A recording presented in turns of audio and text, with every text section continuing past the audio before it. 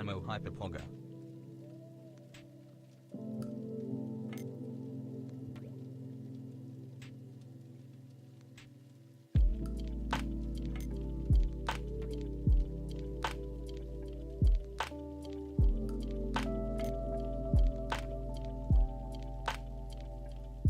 Months. Does that mean my brain rot is now double? Checkmate.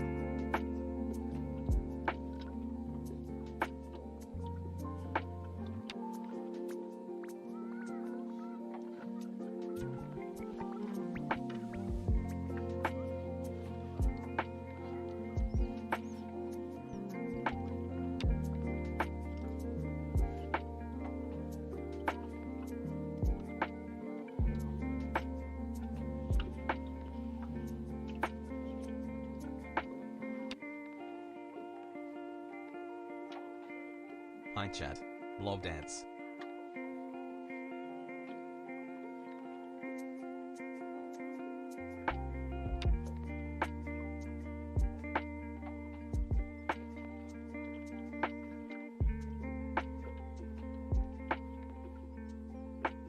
It's Thursday and it's Friday and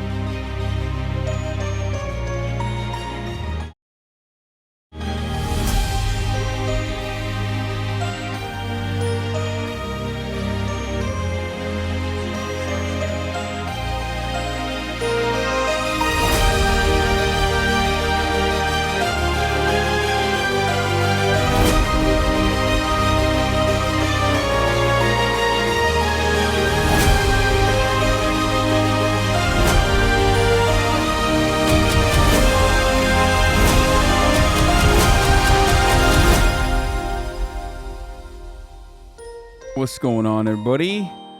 Hasan Piker, and this is the HasanAbi broadcast coming to you live from gloomy and doomy California, Los Angeles, folks. We are live and alive, and I hope all the boys, all the girls, and all the MBs are having a fantastic one. Woo! That was Megaphonics' orchestral remix for Waiting for Hasan. I hope all the boys, all the girls, and all the MBs are having a fantastic one because it is doomy and gloomy, yet it's still a fantastic Thursday. It's Thursday, March 31st. This last day of the month of March. We're going into April, baby. How the fuck did that happen? January is like 8 months long, and then boom, before you know it, it's like April. Hello? Springtime. Before you know it, summer dress is going to come back. Okay? Underneath our titties, it's going to be sweaty. What the fuck's going on? Before you realize it, life has passed you by. Right, folks. It is March 31st, 2022, 11:12 a.m. And I'm early. Or I'm right on time. I don't fucking know. I'm in a good ass mood, dude. How long? What is the plan for your hair? How long is it going to go? As long as it takes, baby. As long as it takes. I just want to wish a happy Trans Visibility Day to everybody. I guess it's Trans Visibility Day. Didn't know that was a day. I'm learning.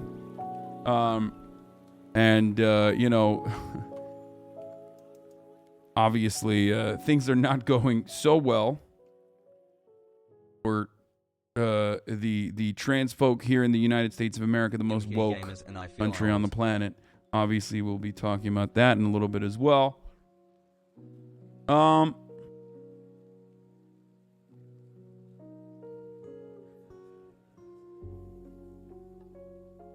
So yeah, I think we're already too visible. Yeah, how about Trans Invisibility Day, where everybody just acts like trans people are just not there and they just let them live? How about that? How about instead of Trans Visibility Day, we do Invisibility Day, where we just don't treat trans people differently than we would cis people? Is that good? Just invisibility shield. One day where just you get shot in the head if you mistreat a trans person. Just one day. And then we go back to the transphobic shit just to see how it's like how much people's lives would be different. Just the one fucking day. If you don't treat a trans person normally, you just get straight to jail. You go to jail, or let's not shoot people, but you go to jail directly, okay? Just to see. I'm just saying. Hello, chat. Isn't that color blindness for trans people, lol? No, obviously, I'm making a joke, okay? Yes. I'm not saying things are the same for trans people as they are for cis people, weirdo. That would be invisibility. Or, I mean, that would be me minimizing the trans experience. I'm saying, how about we do Trans Invisibility Day where, you know, we just don't act like trans people are any different. And it's illegal to do that. Just as a treat, you know? Wow, it's been a wild ride. Pretty much every Hasan stream. What is this? Guys, you want to hear some political takes? Putin is bad. I'm strong. Dude, what? Yo, don't come at my fucking... Yeah. Bro, this dude is literally coming for my career right now. This is not a joke. This is a threat, dude. Fucked up. Bro, that's my whole shtick, dude. What the fuck are you doing? You can't just copy my flow word for word, bar for bar. What is this? NMPABI?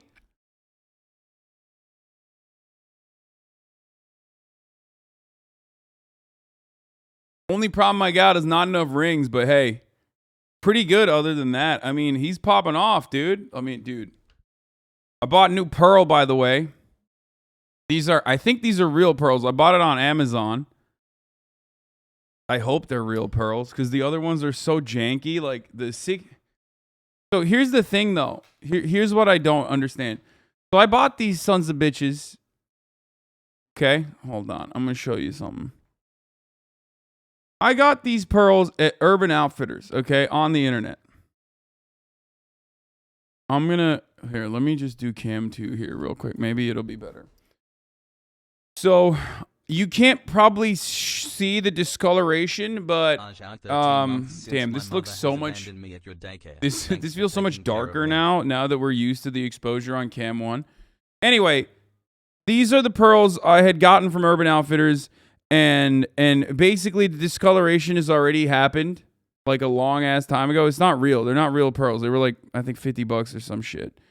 Okay, and you can also notice that this thing, there's that like the thing is coming out, like the metal wiring was coming out of it. Pog is champ. $50 and not real. You got scammed. Okay, well I didn't know. I thought real pearls are like really, really expensive, right? Yeah, Urban Outfitter jewelry is just shit. Okay, anyway. So I got these on Amazon, and they seem like a little bit heavier. But they were $100. And I hope they're real. If they're not, I'm giving up. I don't understand anything about jewelry.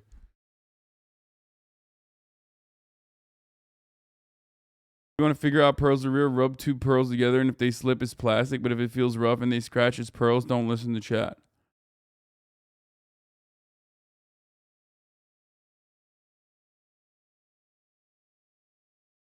What could a plastic necklace cost? $50? No, I don't know how much pearls cost. Bro, I don't know how much pearls cost. Why? Do you know how much pearls cost? Are you in the market for pearls? How are you going to tell me I'm elitist for not knowing how much pearls are supposed to cost? I thought they were like $50. How much could they cost? It's like shit that you pull out of the fucking water. What? What are you, a pearl economist, dude? What do you mean? Like... I literally was like, it's probably real. Like, not that it fucking matters. I just wanted to look cool.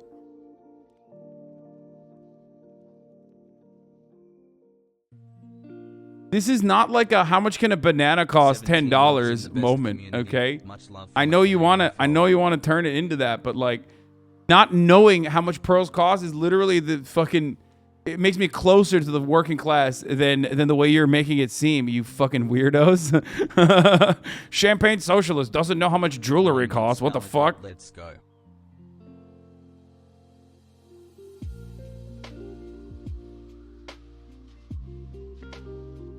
Yeah, fucking clam poop, dude. Imagine clam poop.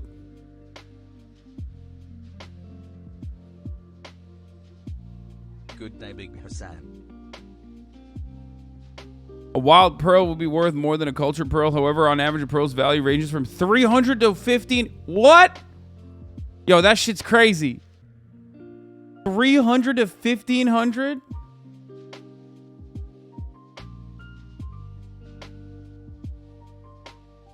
Yeah, people in the chat are like, you don't know how much a Rolex costs, you fucking fake socialist?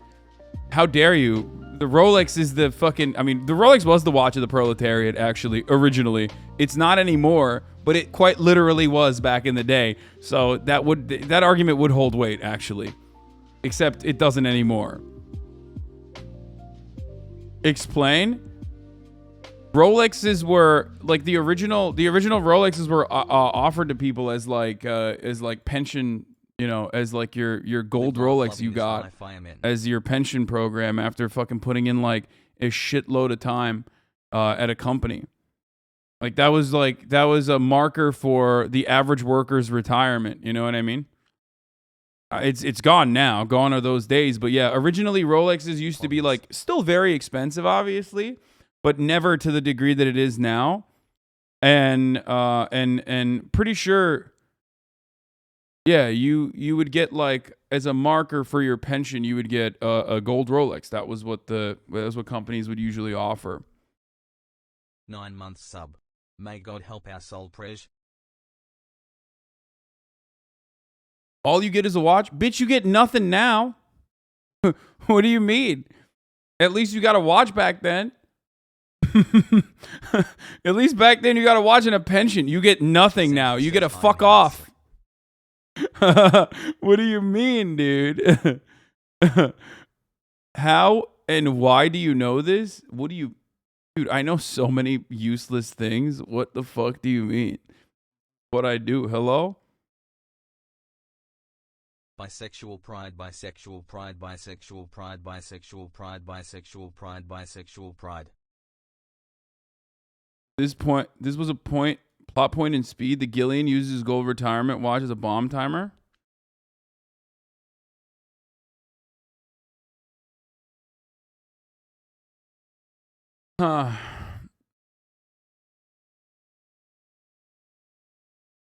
Ukraine strikes back, stalemate and checkmate. Yeah, we're going to talk about Russia and stuff, obviously, because there's a lot going on. People are mad at me again because I said, once again, that the Western world was like, Ukraine's right to join NATO cannot be traded away, says Boris Johnson. Then a couple of months later in March, he says, UK's Boris Johnson says, there's no way Ukraine will join NATO anytime soon. And then, of course, not only not NATO, but NATO-style security for Ukraine is not on the table for peace talks, says Dominic Raab.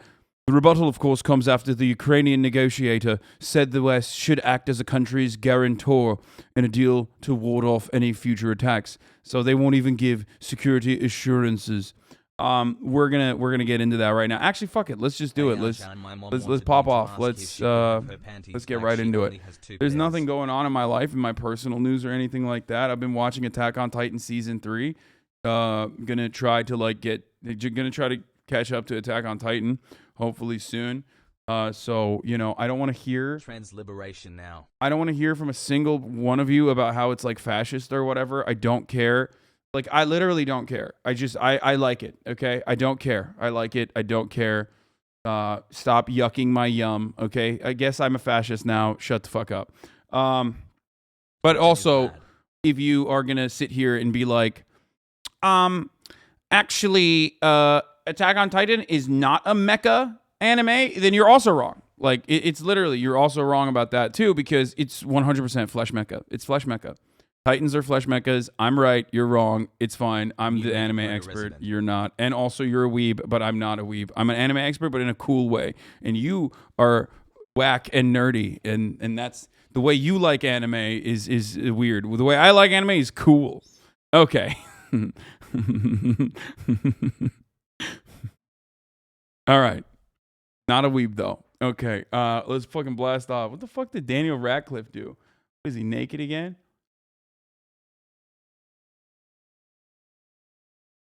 Daniel Radcliffe got asked weigh in on the Will Smith slap, and he said he doesn't want to be one of the fucking dudes that weighs in on this. It's so fucking boring. Nice, dude.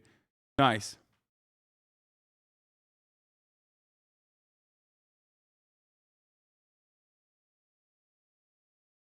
Okay. Dude, I had a lot of fun last night playing the fork knife, by the way. Oh, what am I talking about? I had Jay over and we went and we fucking balled. I forgot to mention that. Dude. First of all, I love Jay. Some of you probably saw that, some of you didn't. I don't know. We played fork knife with Ludwig and Connor Eats Pants and Mythological, formerly known as TSM Mythological. And it was fucking sick. I loved it. It was so much fun. I do enjoy the Fortnite no build modes. And anyway, Too old for Urban Outfitters. So that was a lot of fun. And then me and Jay went and we balled up for we did full court basketball. We did some pickup basketball. It was sick. Fucking sick, dude. Absolutely dope. So that was a lot of fun. Definitely going to keep doing that. Dude, I am on a fucking grind, dude. I am literally on a Sigma grind set. You might have noticed that my mood has improved greatly in the past couple of days. It's because I'm just constantly working out and I'm hitting a fucking stride here and it feels good. You know what I mean? Feels freaking good, baby. Feels pretty good. Working out, going outside, touching grass. Flexing my muscles, enjoying the battles, the competitions. So it's cool. Day of Hasan giving short trans kings jewelry. It's cool. What is this? Austinox been working on some real concept framing to make Chad Vice look like a real show. Wait, what?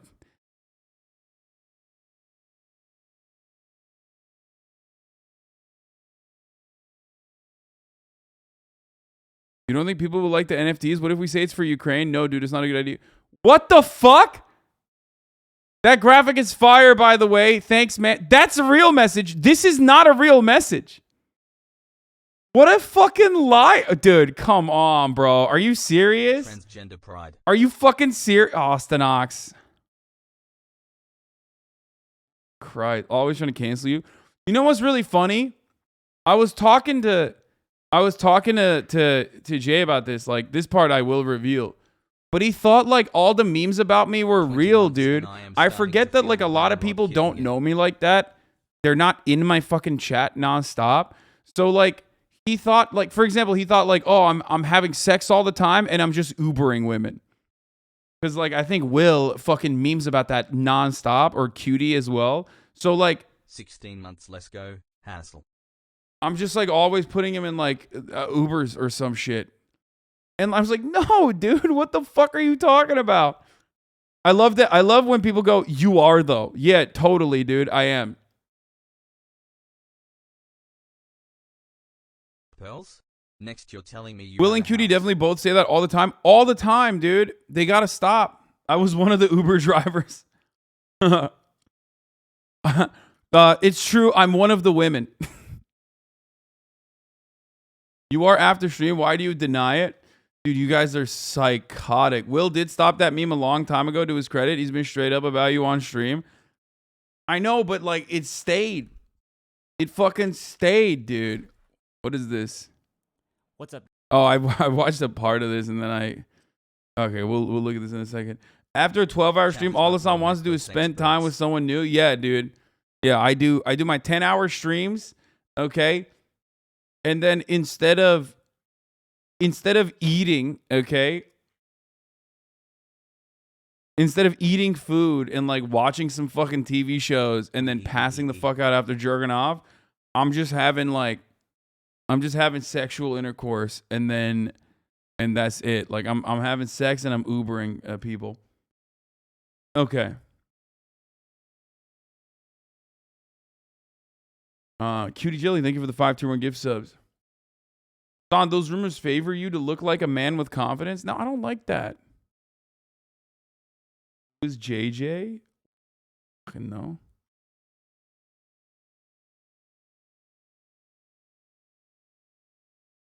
Spawns HasanAbi.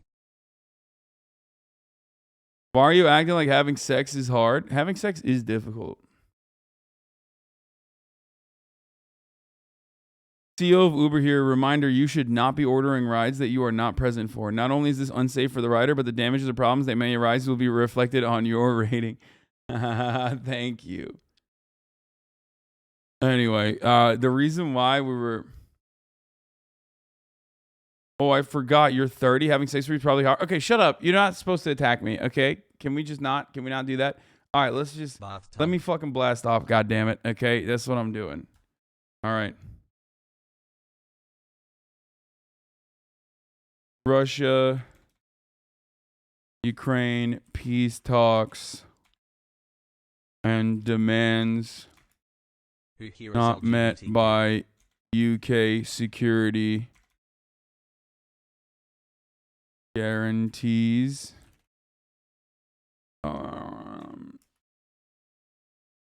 You are rich, stereotype warning. Okay. Yeah, I might have a possible guest later. Can you bench more than S-Fan? Fuck no, dude. Are you kidding me? S-Fan is literally a fucking...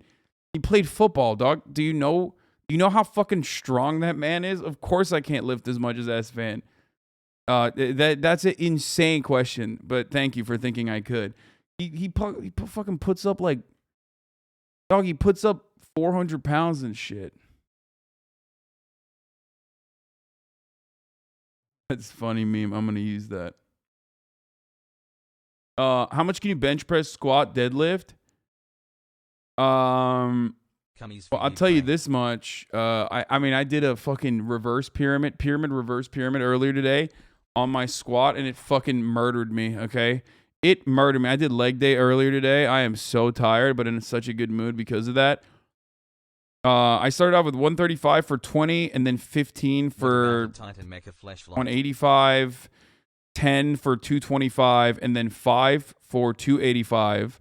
And then I went back up to, again, 10 for 225, and then 15 for 185, and then 20 for 135. So we did a pyramid, reverse pyramid, and it was so much. It was so much fucking work, dude. It's crazy. And it definitely fucked me up. 285 was pretty easy though, so that's good. 285 was for 5 was not that bad. I'm not a loser. So at least like I'm getting stronger there. I mean, there was a time when I could do that way better. I mean, I could fucking rep 225s pretty easily. An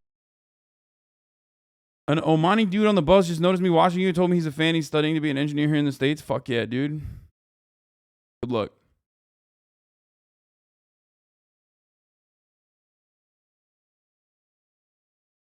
Anyway. Lamel. When Knut comes to America, what will you do? I have not been taking creatine, but I probably should be taking creatine as well. Anyway, let's just fucking blast off. I keep forgetting. Leftovers when? Leftovers soon. Pago. No in parasocialing. Alright. Your squat max probably about 400 if you took the proper time and says go for it. Yeah, I'm not gonna fucking go. I'm not gonna hit a PR at 400 yet. There's no shot. Also, I never do PRs. I don't like it. I think it's scary. West pop in chat. I'm 5'4". When I was 140 pounds, my 3-rep max was 385. So there's officially exactly one thing I can do better than you athletically. Owned noob. I mean, I could do 385 back in the day, my friend. But that's pretty good. That's respectable weight for your size. That's really respectable weight for your size. Good shit. I'm never going to make fun of you for working out. I think people that do that are pussies. I love when people work out. Brain rot. For your size? No, like his weight, dude. He's 140 pounds putting up 385. You guys think that shit's easy? Are you crazy? It's insanely easier for someone of my frame to be able to fucking put that up. Yes. Anyway, any time you put up weight, it's awesome. Okay, don't listen to anybody. Obviously, it's like cowardly little bitches that would fucking make fun of others for that sort of shit. 40 of my PR is 315. Good reps, man. People, hey.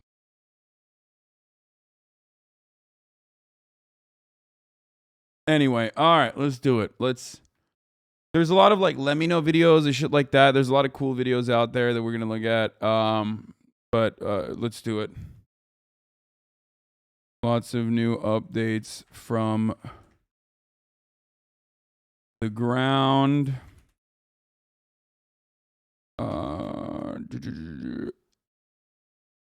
When are you going to have Liv Agar on stream? I don't know. Ben Shibiibo is getting into children's entertainment. That's disgusting. Okay, we should never allow libertarians to be anywhere around children. But this will destroy him. This will literally destroy him. So it's awesome. About your size, 270, but too shorter, and I was at 725 back in my playing days for squats. Shit sucked. I hate pyramid days too. Yeah. I was thinking about suicide drills. We were having a convo with my trainer about suicide drills, and I think they don't call them suicide drills anymore. I don't know if they do anymore. Do they? They probably stopped calling it that because it's like problematic.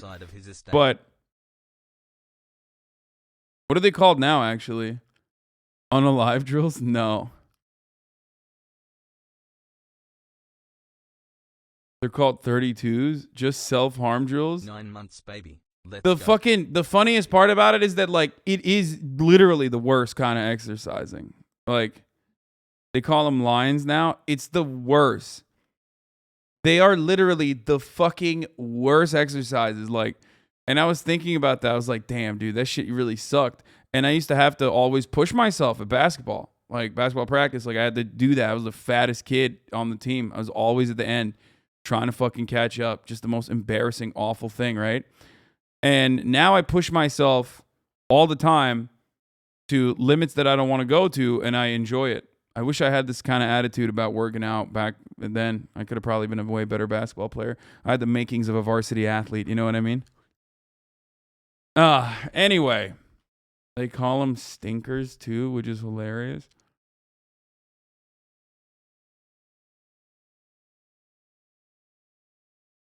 A memory from high school where we had the shit for track and field. Our coach was a nuts though. Yeah, it's awful. They're calling them video game drills. Lots of new updates from the ground.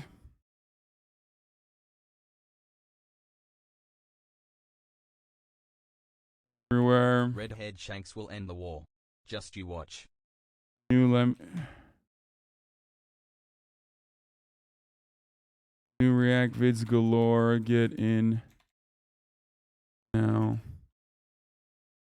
Possible special guest later. There it is.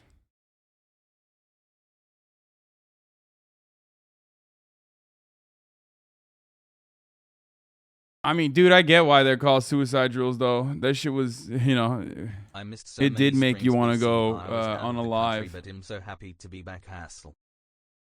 Andrew's going to Ukraine. He saw he was in Poland. I think I told him not to, but I don't know if he will listen to me. I was like, bro, do not fuck around. Do not go to Ukraine. You're going to get your shit pushed in. That's not good. He might actually end up still going, but I think right now what he's doing is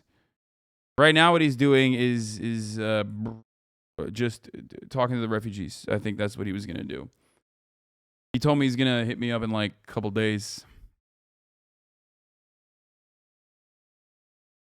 Hassel. Our cultural elites, they hate you. They really. Oh, let's go. Ben Shibiibo, anti-white. He said Jon Stewart went on an anti-white rant, and Ben Shibiibo was going to fucking rip that apart. Dude, there's so much good shit out there. Visibility Day to the best community on Twitch. Hasan and Chad helped me build up the courage to come out to myself, close friends, and family. Hassel. Daily Wire employee says he wants to be a huggable character, So not in any way grooming, though. Because of the great reporting of Chris Rufo, we got to see leaked. Dude, this shit's crazy.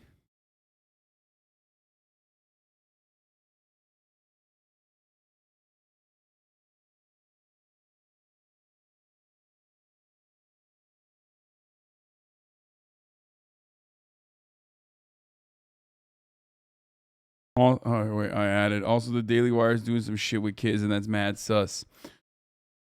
Oh man, I love that. I love that these fucking psychotic Daily Wire weirdos are basically like these psychotic Daily Wire weirdos were like, you know, these Disney execs are morally abhorrent, should not be around our children, right?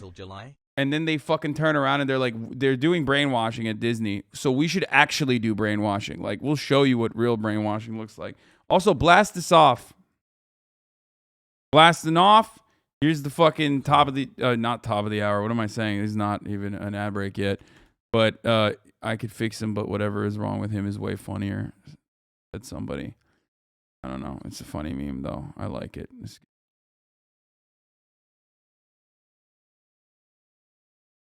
Leftovers will back beginning of May, guys. Oh, Jon Stewart did the problem with white people? Oh no. Oh no, dude. You can't do that. You can't talk about white people as though they're a problem, dude. Come on. White people hate that. My Twitch sub lasted longer than damn, this is worse than slavery, dude. What the fuck?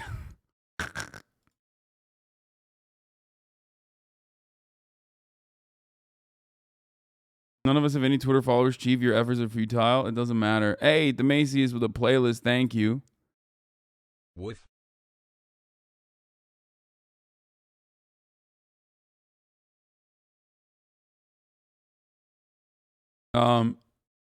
Jon Stewart is a lib now.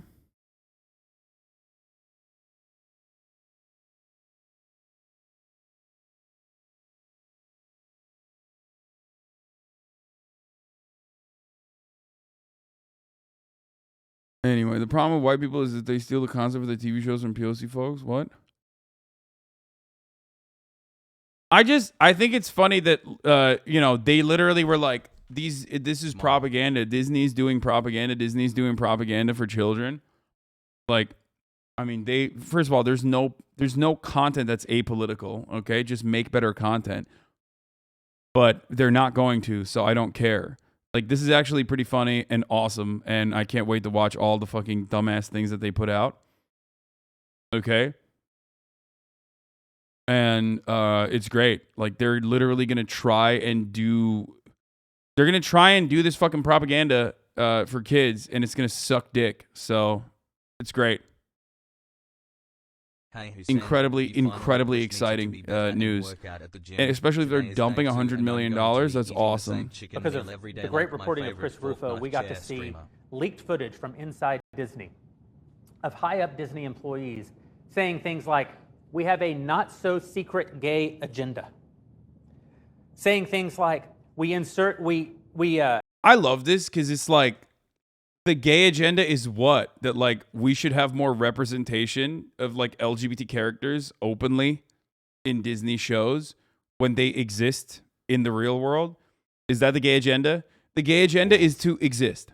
That's what the gay agenda is, which is cool. I mean, I guess like if you are a psychotic person, you're like, oh, dude, no, they shouldn't exist. It's Disney, bro. It's gay as fuck. You're gay as fuck for liking Disney, okay? I'm sorry. You are mega gay, okay? Especially as a fucking adult. Shut the fuck up. Jesus Christ. It's literally princes and princesses, dude. Holy shit. Make sure I get this quote right. We're adding in queerness wherever we can. And that, quote, no one is trying to stop the producer who was doing so. Another executive within the company said, if anything, we don't have enough LGBTQIA representation in content made for very small. Yeah, I mean, that's true. They don't. They literally don't. They don't have it. They don't have any like openly gay characters, okay? They haven't had it yet, okay? And they're gonna put it in there. You wanna know why? Because they exist in the fucking real world, dumbass. And also on top of that, Disney is gay as fuck, okay? I need to like repeat this over and over again. It's gay as fuck. It's not for you then, bitch. Shut the fuck up. If you're homophobic, it's not for you. Stop watching More than Disney 15 shit. months of brain rot hassle. Holy fuck, dude. It's crazy. It's just like so weird that he's so bent. He's so butthurt. It's like, oh, I can't believe homosexuals are gonna be represented in Disney movies. It's like, dude, what do you think was going on? Mr. Month cause broken phone. Happy to be here. God damn, dude. All children. So what are we going to do about it? Well, we're going to do the same thing we always do. We're going to build alternatives. Yeah, it's going to be whack as fuck too. So I'm excited for this. Personally, I'm excited for this. 14 I months, think they let's will go. do the dorkiest, absolute worst shit, okay? It's going to be awesome. And much like the NRA, media is very difficult and it will fucking take you down. If you don't know how to make content, and especially if you try to make content from like, from a Nazi fucking fascist ass point of view where you're like, we are not going to do moral degeneracy in our content, like it's going to suck and you're going to fail and it's just going to be a money pit and that's it. So I welcome this. It's going to be awesome. Okay. Like surely there are conservatives who do art. Okay. There are conservatives who have been able to, at a certain point in their lives, capture something and actually create decent art, okay? But 90% of the time, conservatives that try to fucking do serious art literally will fail miserably, okay? And it's gonna be that way. It's always gonna be that way. This like idea that, this idea that you're against, this idea that you are expressly anti-fucking progressive art, that you consider it to be fucking moral decay, is obviously going to lead you down a path where you're making dog shit art, okay? It's not new, by the way. It's not new.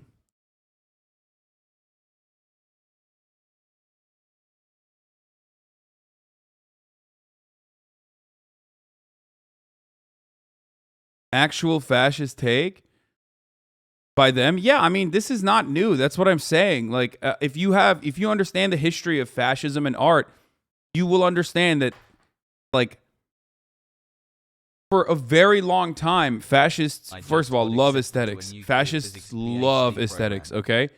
I mean, we already knew that. Look at the fucking Hugo Boss suits. Look at the way that Nazis, well, I don't know why I turned Inglourious Bastards there. Look at the way that Nazis obsessed with, like, runes and symbolism and presenting themselves a certain way. They 1,000,000% love aesthetics, okay? But their understanding of the world and their understanding of aesthetics is unfortunately stunted by, well, not unfortunately, I guess, or fortunately, stunted by their fucking idiotic worldview that they consider, where they consider this kind of concept, art, to be degenerate and contributing to the moral decay because it's like inherently created by Jews, socialist Jews that want to fucking destroy the West or whatever, right? And yeah, good luck. Have fun. You're not gonna do anything that slaps. You're gonna be Babylon B. You know what I mean? You can't. You're handicapping yourself, or what's the term? Like it's like trying to create art with a weight vest on. I was 13 when Frozen came out, and as a young queer kid, I latched on the idea that Elsa was a lesbian. I remember grown-ass adults screaming at me on Twitter over saying it was a gay princess would ruin the sanctity of Disney. It's insane these grown-ass people care so much about content in children's movies. Yeah, dude, I don't even want to get into it.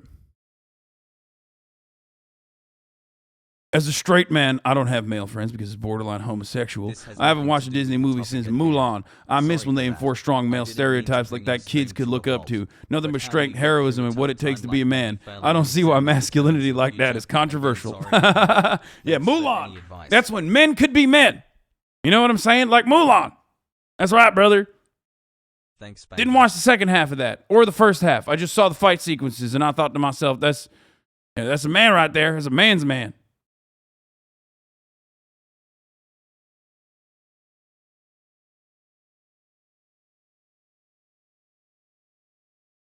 Like, what are they gonna do? What kind of fucking dumbass content are they gonna cut? Like what is it? You should bully gay kids? Is that what the lesson is gonna be? I'm Ben Shibiibo, and this is sharing is not caring. Like anti-sharing. LaFontaine was a bitch. Like Oh my God. Brothers Grimm, but also the villains in the story are actually the heroes now. You know what I mean? Teaching kids the N-word. Yeah. Why you should say the N-word all the time.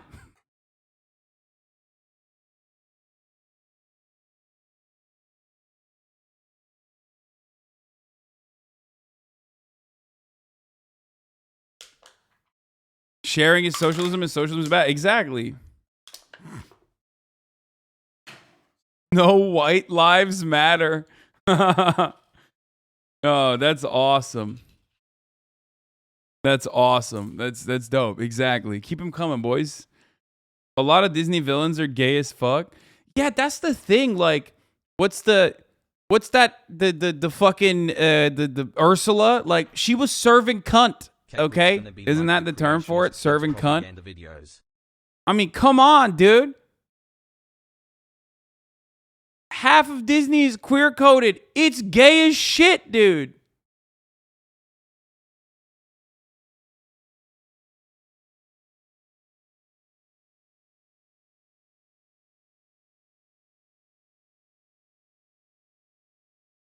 Americans have enormous economic might. They just don't have any alternatives. The Daily Wire is building those alternatives. And today, I'm proud to tell you that we will be launching Daily Wire Kids.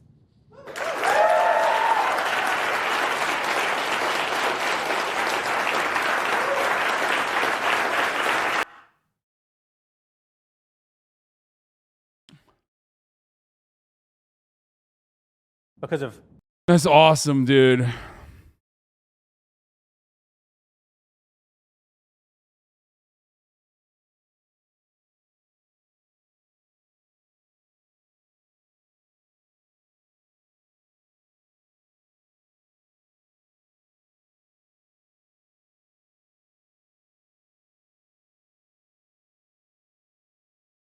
Kakashi and Mike Guy are so obviously gay. Every gay influencer / OnlyFans gay I'm friends with has done a photo shoot where they're Disney characters, but with a dick outline on their thighs and abs like Mega Hulk. It's just so weird. Like the idea that like are we just gonna act like Disney hasn't been gay? Like that's what we're doing. That's the retcon here. Like I don't understand it. I literally don't get it. It's like, have you seen a fucking Disney movie? Like what? They're like, oh, back in the day, Disney wasn't gay as hell. Like, no, it was, dude. It was. Okay? And you're a little gay for enjoying it. And there's nothing wrong with that. Okay? Holy shit.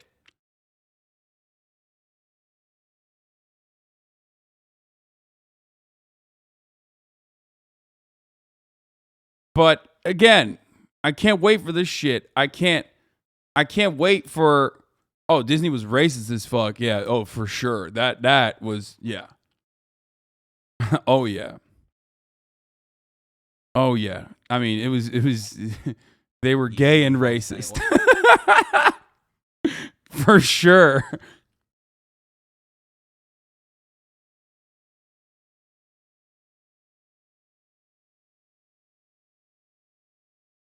Bro, I'm not gonna... It shows how bad English children propaganda can be. Just skim through it. I swear it's worth it. I'll schizo post until you check it out. Bro, this is... Bro, what the fuck is this, dude? I'm not gonna watch this right now. Good question, because the Falklands are Argentine. But as of now, they're occupied by England? What is this? I'm not watching this, okay? Stop. Stop. Stop. Stop. Stop. Stop. Stop. Stop. Woke content for kids? Daily Wire kids? What? They don't even know how to fucking, like, they don't even know where to go with this.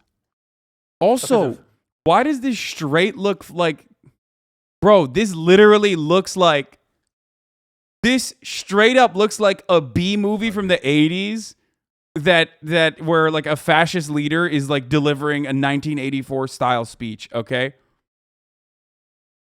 What is happening here? Is this deliberate? What's happening?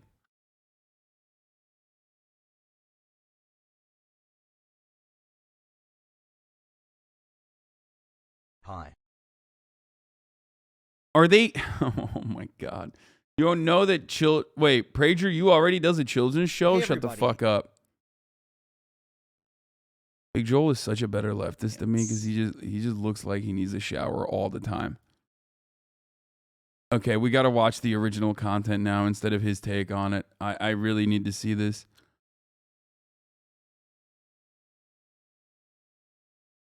I did not know about this. I got to see this, though. Oh, they're selling razors, too, yeah. Wire grifters to the Daily Wire selling razors when Ben Shibiibo doesn't even shave yet. It's also cost $60. The most expensive Harry's razors is only $35.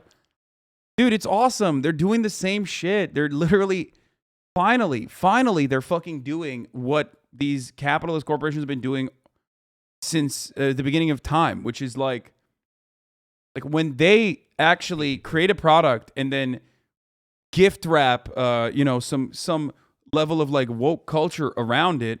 They're doing that for marketing. So these dumbass conservatives have finally been able to fucking figure that shit out. Okay.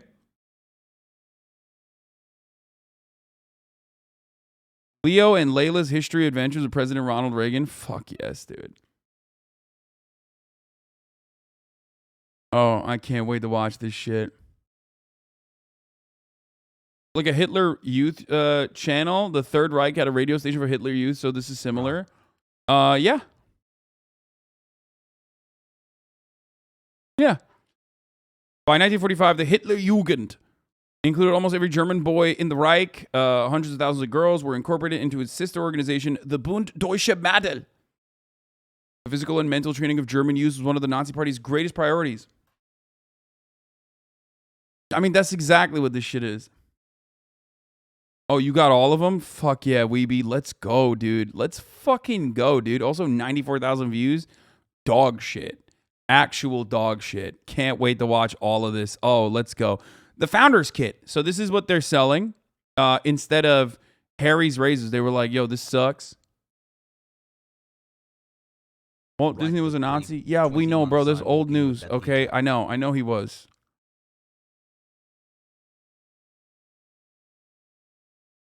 Take on the road or glorify it at home. The kit has everything you need to vanquish unwanted hair. The durable socialism resistance bag is locked and loaded with green tea. Wait, that's, fellas, green tea? Kind of gay. Okay, I'm just going to say it. Fellas, putting green tea on your fucking skin? I don't know, man. Self-care? Pretty gay. Touching your face? You're touching a guy's face, okay? When I get out of the shower, I'm like, I'm not touching my face, dude. That's gay as hell. I wouldn't be dead. I would never be caught touching a man's face, dude. What's up? I don't even wash my face, dude. I don't wash my ass either. What? You think I'm going to put a hand up a dude's ass? What are you, crazy? That's gay as hell. Never jerked off in my life.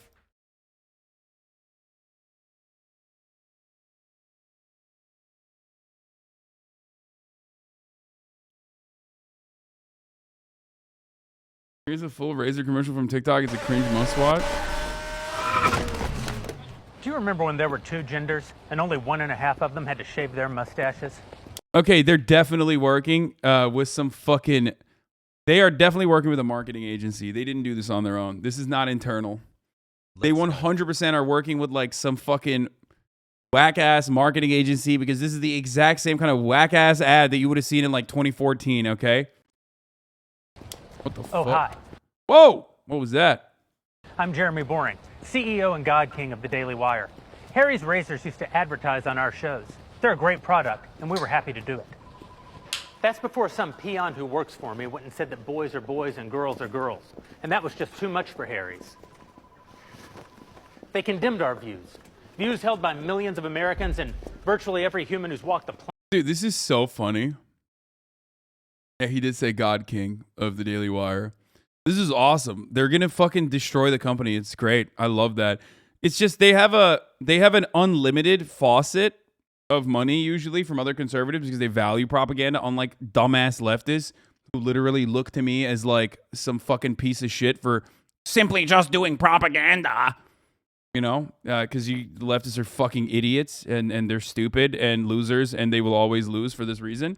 Republicans, on the other hand, understand the necessity for propaganda even when they're dominating, even when their worldview is already fucking dominant. Just in time to avoid the top at least from a capitalist point of view.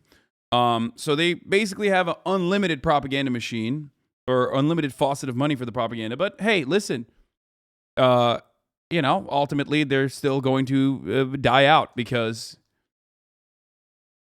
very, very difficult. Very, very difficult to make good content. They aped this commercial, but in the worst way, in a shitty way. Yeah, of course they did. Planet until about 15 minutes ago as inexcusable. And they dropped their ads from our network because of what they called values misalignment. You're damn right our values are misaligned. And it's not just Harry's either. Fuck yeah. Gillette razors used to be the best a man Yeah, dude. Our razors are fucking so sick, dude. Fuck yeah. We got the transphobic razors, baby. Let's go. It's the same dog shit razors. It's double, if not triple the fucking price. But hey, guess what? You can tell the rest of the world that you are not trans, brother, and you hate trans folk. Okay? Yeah. You want to dunk on the random trans person that's living in your fucking neighborhood that, you know, you see once a day that works at Starbucks and just wants to live a normal life? Yeah, you can feel like you're you know, misgendering them while you're taking a shave every day. It's fucking awesome. Like, why do you let trans people occupy so much space in your mind? Kind of sus, dude. Kind of, are you a chaser? Is that what it is? Seems like it a little bit. Okay, let's continue. Cool. Then they decided that men are too toxic. Unless you're the kind of man who teaches his daughter to shave her beard. If that makes sense to you, keep buying Gillette. But if you've had enough of the Wait, woke what? bullshit and you're What? Wait, what the fuck? Wait, what?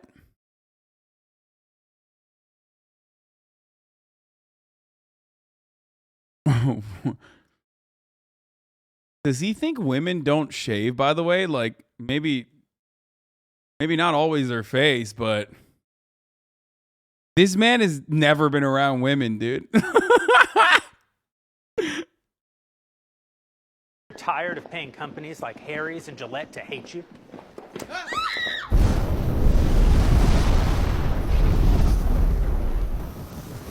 She cute, though. Then buy my new razor instead. Behold, Jeremy's razors. Yes, they're real. Yes, they're fabulous. But Jeremy, you say, you're a svelte silver fox with a salt and... Okay, let's be real. They definitely have gotten better at like hiring at least like sexy women and stuff. Like conservatives could not, like they were, that was definitely like they could not do that. Like this is new. This is like at least at the next level of content for conservatives. And pepper beard that's the envy of lesser men. You're damn right I am. Wait, what? Shaving with the lesser men. What did he say? Instead. Behold, Jeremy's razors. Yes, they're real. Yes, they're fabulous. But Jeremy, you say, you're a svelte silver fox with a salt and pepper beard that's the envy of lesser men. You're damn right I am. I didn't understand it because I was looking at this. I agree. Tall men are creeps with horrible intentions, and women would do well to look a little lower for love. 5'9" is well known to be the most honorable and attractive height. That's just science. I mean, he's joking. Obviously. I mean, it's cool that he at least has like a sense of humor more than like all these other motherfuckers do. So that's cool. That's tight. Good for him. Shaving with the Jeremy's razor won't actually make you look more like me. You're giving me fierce. You're giving me power. Could make you look more like this guy, though. And that's the most homoerotic moment you'll ever get from a Jeremy's razor commercial. What kind of man shaves? Wait, what? Wait, what?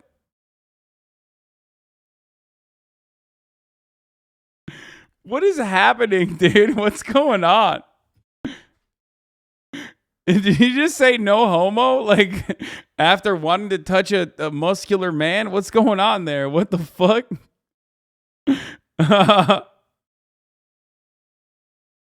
With a Jeremy's razor? I don't know. How about cowboys, firefighters, those guys that shot Osama bin Laden? I mean, no, none of those guys have ever even heard of a Jeremy's razor, but imagine how much more manly they'd be if they had.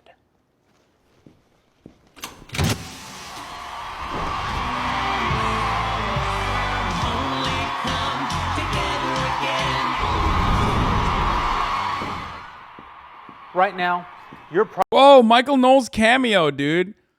You know what's so whack though? Like poor Michael Knowles. All he wanted to do was become an actor, and then when he couldn't become an actor, couldn't make it in Hollywood, so he became a conservative commentator instead, which is of course the same thing with Ben Shibiibo. He wrote movies, nobody wanted anything to do with it because it was dog shit, right? So he then also became a conservative commentator instead. Yeah, we'll get to the good news about unionization efforts in Amazon warehouse, historic unionization efforts. But I'm looking at conservative agitprop right now. So, and then ultimately, same thing with Steven Crowder. But ultimately, like he can't even get he only gets a brief cameo here. Like you're not gonna let him take a more prominent role in this. Come on. Right now, you're probably wondering if this whole thing is a joke. Sure it is. But that doesn't mean it isn't real, or that it won't be the best shave of your life. Like the ladies got more of a fucking cameo than Michael Knowles did, dude. Harry's Razors doesn't want your business. True, but also same for Sam Cedar. That would be the same for Sam Cedar if Sam Cedar already wasn't like still currently a working comedic talent, at least doing voiceover work for like a very successful animated TV show called Bob's Motherfucking Burgers. So like you would be right. But like Sam still works in Hollywood and regularly, as a matter of fact. Whereas Michael Knowles is not getting a single fucking role, baby.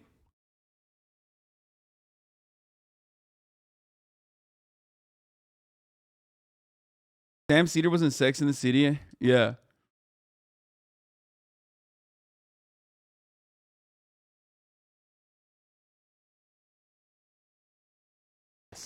I do. They seem to hate you. And I can't say that I love you, but I don't mean you any specific harm. Our country's in trouble. Why does he always have a key necklace? What's that about? I bet it's some fucking whack shit. I can't wait. It's like probably like something to make him look more human. You know what I mean? Oh, it's like my daughter's, I don't know, not a chastity cage. Stop. No, it's like, no, it's probably like daughter had cancer or something, and that was the fucking hotel room, or that was the fucking hospital room or some shit that someone said. Bro, someone said he's Palestinian. That's the first thing I thought too. Whenever I see someone with a key, necklace, my immediate assumption is that like, you know, it's one of those like Palestinian charities that symbolize like the fucking house key that of a house that a Palestinian was taken away from. But definitely not that, I think. Conservatives are being canceled by Hollywood, the media, universities, and now Harry's Razors. Stop giving your money to woke corporations who don't think you deserve their product. Give it to me instead. Head over to IHateHarrys.com. Ugh, this stuff is so whack. Here, this founder of DollarShaveClub.com. What is DollarShaveClub.com? Well, for $1 a month, we send high-quality razors right to your door. Yeah, $1. Are the blades any good? No. Our blades are f***ing great. Each razor has stainless steel blades, an aloe vera lubricating strip, and a pivot head. It's so gentle a toddler could use it. And do you like spending $20 a month on brand name razors? 19 go to Roger Federer. I'm good at tennis.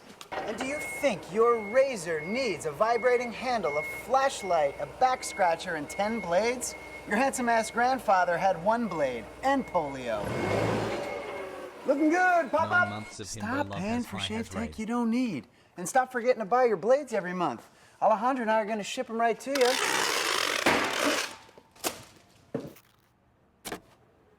We're not just selling razors, we're also making new jobs. Alejandro, what were you doing last month? Not working. What are you doing now? Working. I'm no Vanderbilt, but this train makes hay.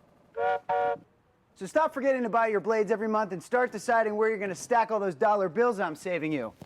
We are DollarShaveClub.com. Yeah, this is the most 2012 fucking the 2012 shit you can ever.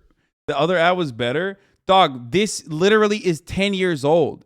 They are Control C, Control Ving 10-year-old ads. Do you not see that? And the party It's the is same on. fucking ad.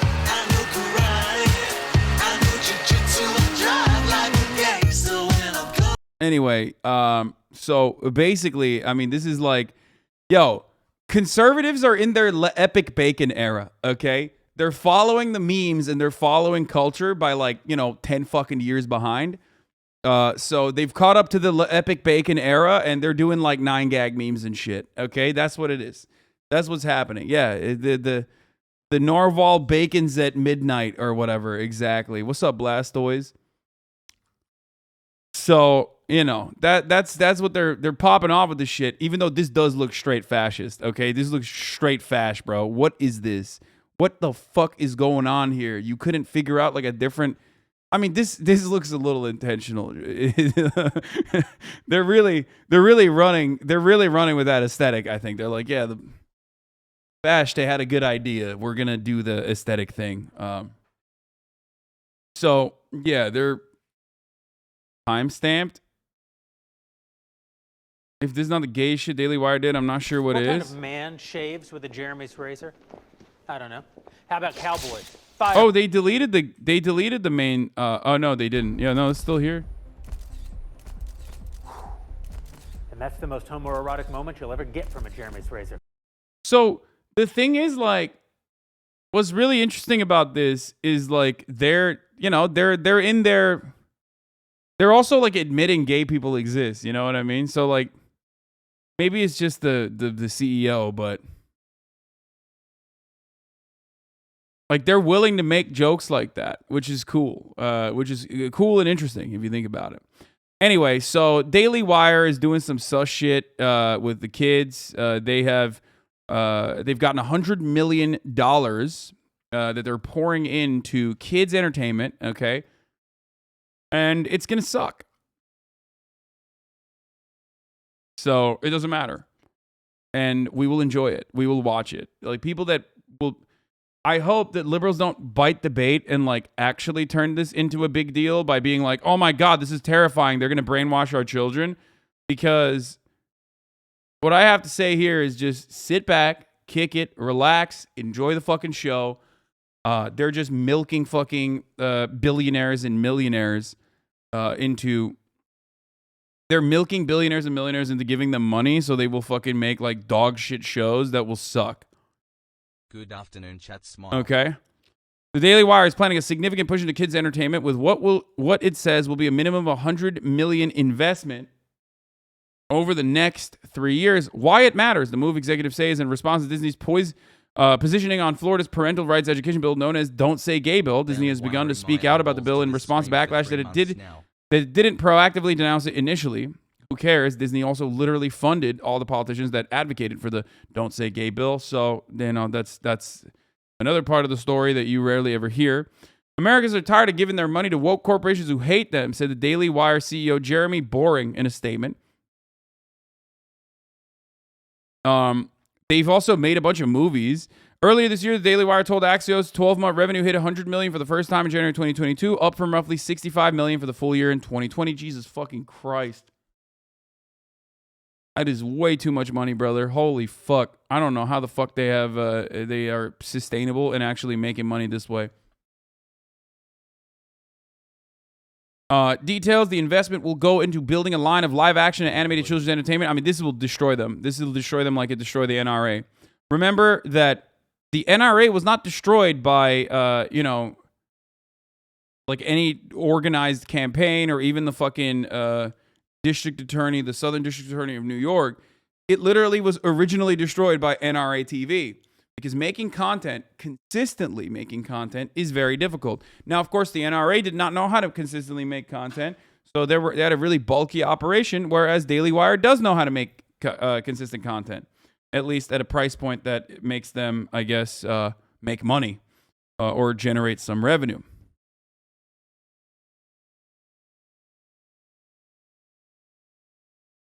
Yeah. NRA was destroyed by internal embezzling, wasn't it? Yes, internal embezzling, but also the media operation. Internal embezzling certainly played a role in it, but the media operation literally fucking was a revenue sink. It was, I mean, it literally was just the unlimited amounts of fucking money being pumped into the NRA TV side. And that's how it works. If you're trying to do fucking content and the content is not going to be seen by people, it's not going to be self-generating revenue. So what you actually end up doing in a situation like that, like PragerU does this, for example, again, they have the money faucet, the money cannon directed towards them. You know what I mean? Their money cannons look like the top of the hour ad break. You know what I mean? When I say like at the top of the hour, there's a 6-second ad break, and then everyone starts subscribing because they want to avoid to see those. They don't want to see the ads. They want to avoid the ads, so they subscribe for $5 or for free with the Twitch Prime. That's what the everyday existence of a fucking media executive is on the Republican side. They got billionaires instead of like, you know, having random individuals in the chat who are like, I like your content, I'm going to support you. Or people like Coffee Dave who's like, I like your content, I'm going to give 5 people the opportunity to no longer see the ads. They literally rely on 2 people, okay, who will just give them $100 million, $200 million, whatever the fuck. Here's the 1-minute ad break now, by the way.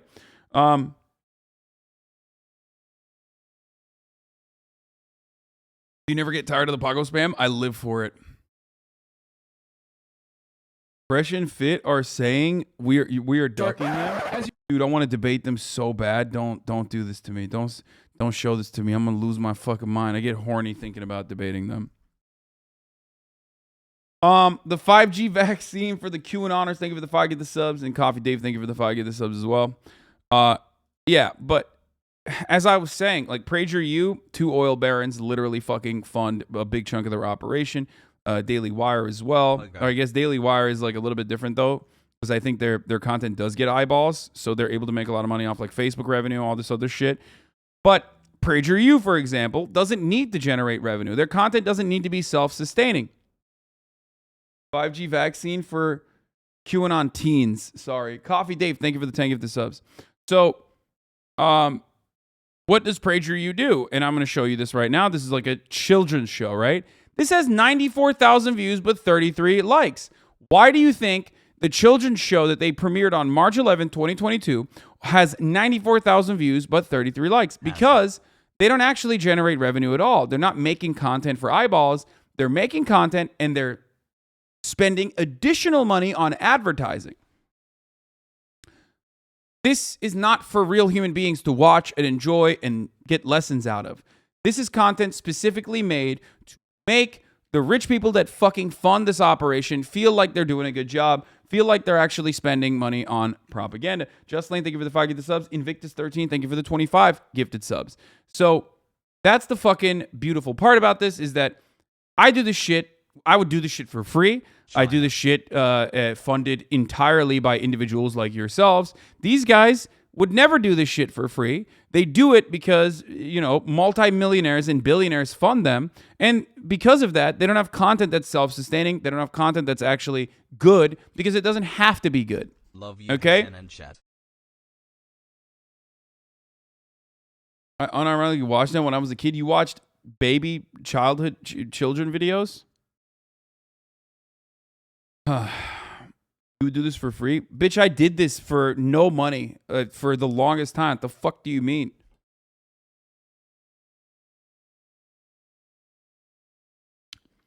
The free version of this is literally just yelling at my friends about politics.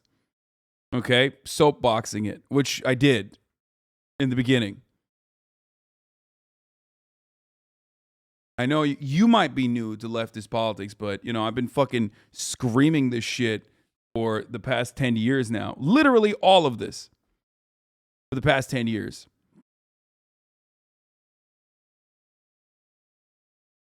Okay.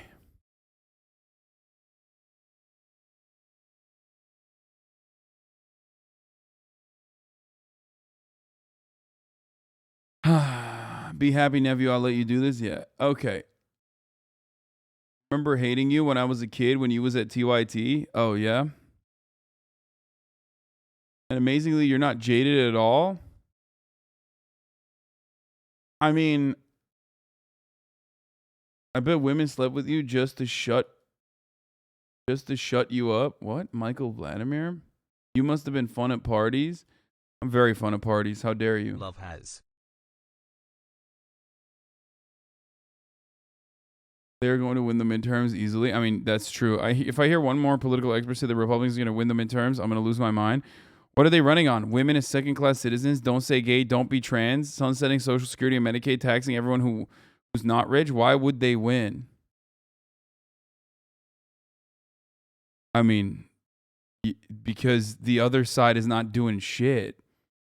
And when they do actually do shit, they're not even promoting it. You know what I mean? What? Americans are upset because there were a lot of promises made that things were going to be better, things were going to change for the better.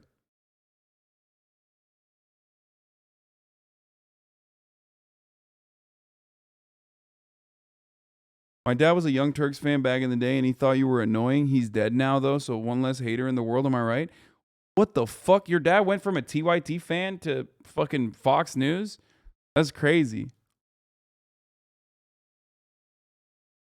I used to hate Hasan back in 2018 when I was an anti-Antifa libtard. Yeah, I mean, dude, there's a lot of people like that, folks.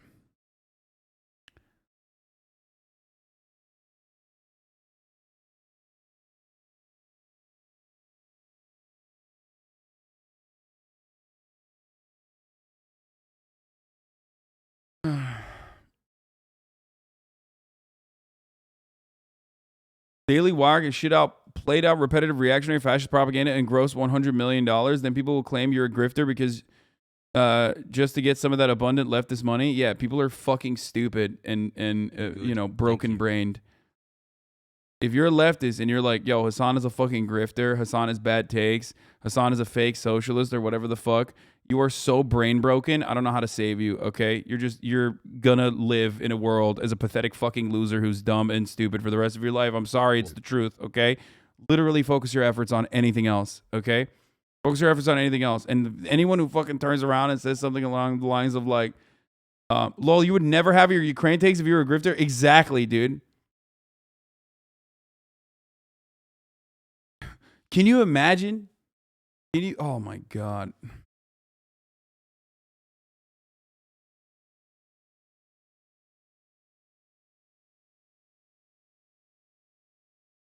My dad was basically Arab Hasan who listened to Hannity and Rush Radio on his commutes to construction. Word.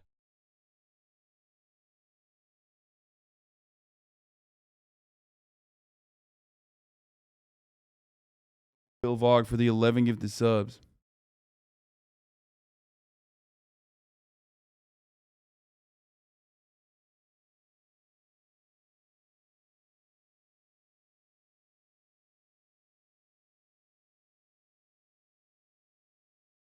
Okay.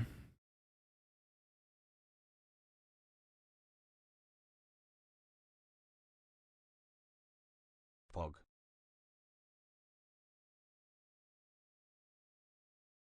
I was a fan right up until your CD take back in December. Really poor taste coming from a grifter such as yourself. Yes, CD's nuts in your mouth.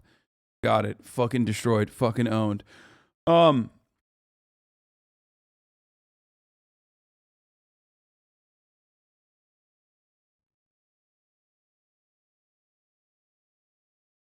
Let's continue.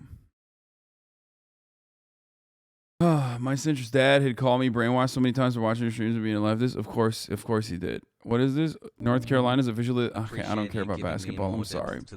Okay, we'll get the fresh and fit in a second. Let's finish this off. The Daily Wire shit. The company starts. It says the content will be available to the Daily Wire subscribers starting in the spring of 2022. Children's content has been in the works for months. The company says.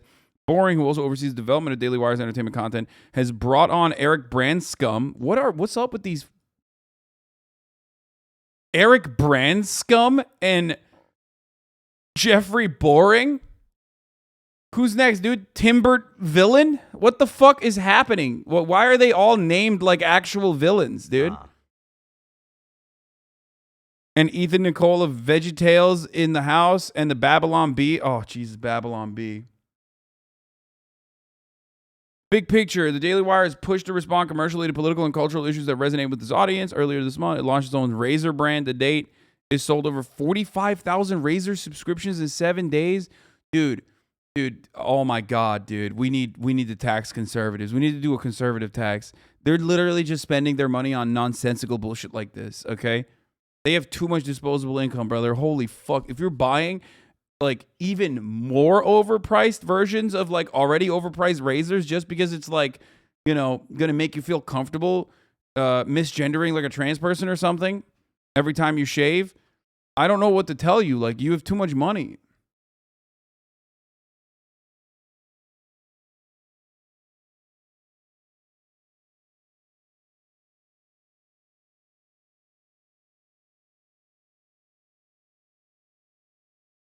Yes, but part of the Daily Wire's appeal is denouncing efforts its audiences see as overly progressive, even when other major corporations don't agree. Dozens of businesses, including Starbucks, Nordstrom, and Pinterest, have condemned the Don't Say Gay bill. LGBTQ plus advocates argued the law could impact mental health of the youth. Dude, it's so fucking stupid. They literally created like a fake thing. They created a fake problem that does not exist, and it wouldn't even be a fucking problem even if it did exist, okay? In an effort to get people to stand against that problem so they can turn around and go, look, these guys want to talk about homosexuality to fucking 9-year-olds, okay? It's so ridiculous.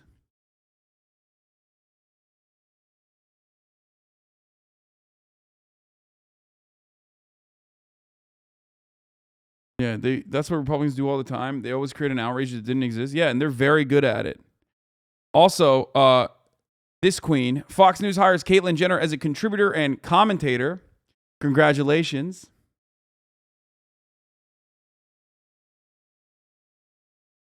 What? When I asked anti-abortion activist Lauren Handy what homicide detectives pulled out of her house Wednesday, she only said people will freak out when they hear. DC Police Department says it's found 5 fetuses. What the fuck?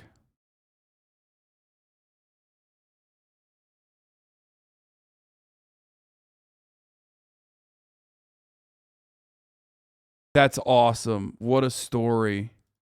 What a fucking story, dude. Thanks for keeping us somewhat sane in the midst I mean, you already know these people are fucking psychos. There you go. What more do you need, dude? What more do you need to know that they're fucking psychopaths? Jesus Christ. What an incredible, incredible fucking story.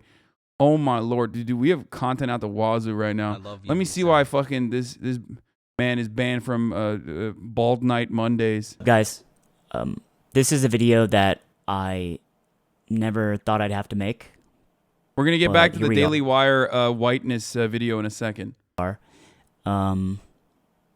And I think I owe it to the fans out there of the team and the sponsors that we had lined up.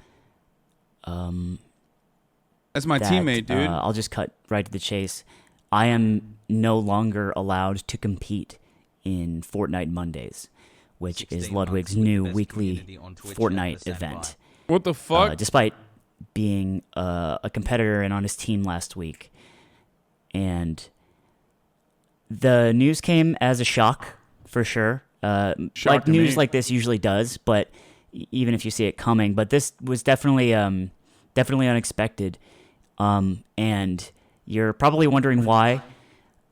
I myself don't really have a clear answer. I think the best I can do for you is I can show you some DMs between me and Ludwig that took place a little bit ago that is the closest I can get to understanding why he made this decision. And, you know, you can see right here. I got sperm inside my pants and also some shit again. Can you help me? Dude, I had so much fun playing Fortnite with you and the boys. Next week's going to bang. I'm not playing in this one, so you won't be able to play. Wait, what do you mean? Can I be a captain? No, you can't be a captain, you stupid bald pussy. You aren't clouded enough, and nobody would ever pick you to be on their team. Fuck you. Slime started a call that lasted 2 hours. First of all, this is bullshit, okay? I will pick up slime in a heartbeat, okay? Not that I'm a captain, because I didn't ask to be a captain, and I don't want that responsibility. But if I were to be a captain, I would make slime the captain, okay? That, you know, he puts a little bit of his reasoning in the DM. And he can't talk down to me in that same way because I am fucking clouded up. How about that? And, you know, I hopped on a call right away, but it really didn't. He kind of just repeated the same thing over and over. So yeah, there it is. I just wanted to put it out there. I wonder how many people who have no idea who Ludwig is, who have no idea who Slime is, are currently watching right now and thinking, you know, what the fuck's going on here? Is this serious? 14 months. No. Okay, this is a joke. Let people know. And you know what? Don't go after Ludwig. Don't attack Ludwig. You know, don't start a hashtag that says Ludwig lied, people died. You know, all one word. Like, don't do that. That's, I think, pretty unacceptable. And don't like at him on social media, like at Ludwig Ahlgren on like Twitter, and say, you know, why did you abandon your friend? Why'd you abandon Slime? And Nick, why don't you care about your friends? Why did you do that? Don't do that, or start a hashtag that says Ludwig lied, people died. Don't. That would just, Will Smith, you know, that's not what it's slap about. The shit out of these things happen in esports and Ludwig. stuff. So anyway, we're just gonna keep grinding, keep competing, and one day maybe we'll be in a spot where we can one day be in the mix again. And when that will be, who knows? Anyway, thanks for watching, guys. I'm sorry. There you go. Definitely don't start any sort of like hashtag Ludwig lied, people. There you go. I did it. The Will Smith is about to slap the shit out of Ludwig Ahlgren for what he did the bald man slime machine. I seriously come here only for your commentary. Never watched you game or know anything about stream drama. This is not real. This is like a joke. These people live together. For those of you in the chat who are like, what the fuck's going on? Do your thing. Twitter, do your thing. Breaking. E3 will not hold a physical or digital show in 2022. What the fuck? Why is that not happening? That's weird. I mean, not that I would care, but not that I've ever cared.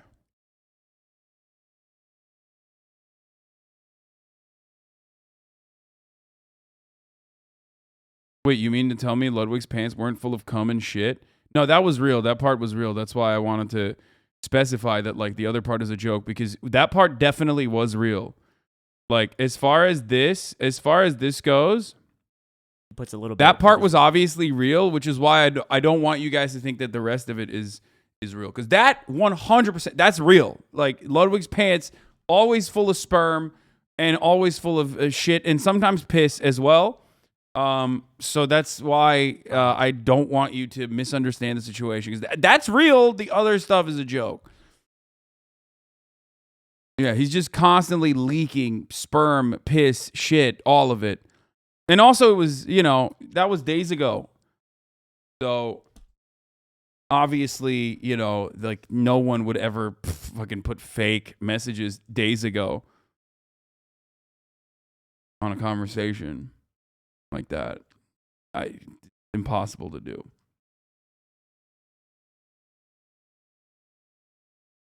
Leak wig. Oh, the E3, maybe sponsors are pulling out, but why? Okay, some good news. Huge historic day for Amazon Union Drives. Vote counts are happening for both Staten Island and Bessemer, Alabama warehouses. I'm simultaneously watching two Zooms where votes are being counted. We'll be tweeting about the ballot count. Update in Staten Island. The Union is leading Amazon 200 yes votes to 126 no votes. Things are looking very good for the Union.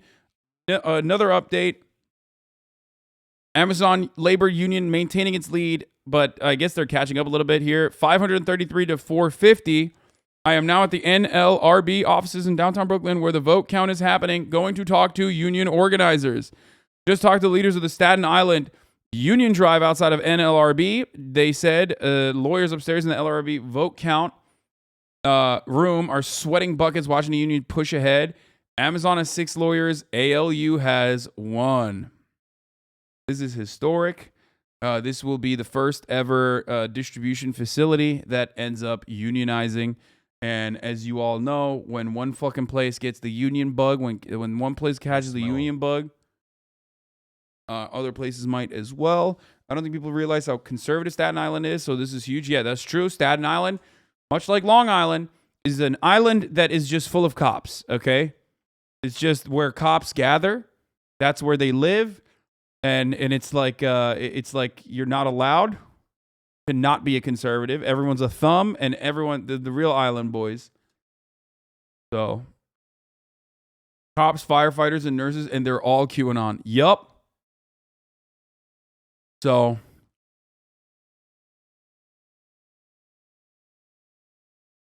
738 to 600 labor up as of 6 minutes ago. That's fucking awesome. So yeah, this is sick.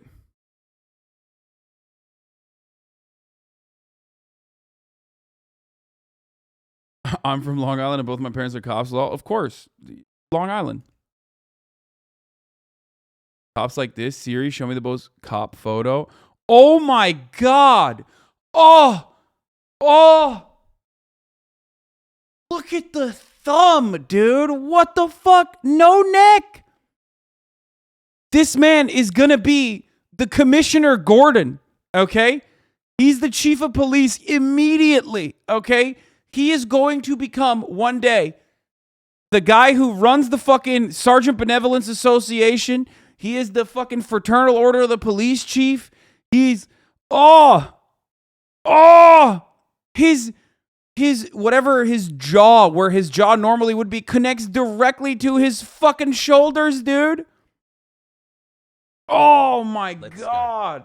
Oh, what the fuck?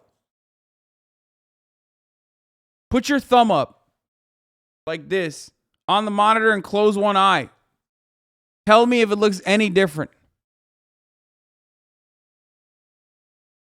Wow, dude. Wow.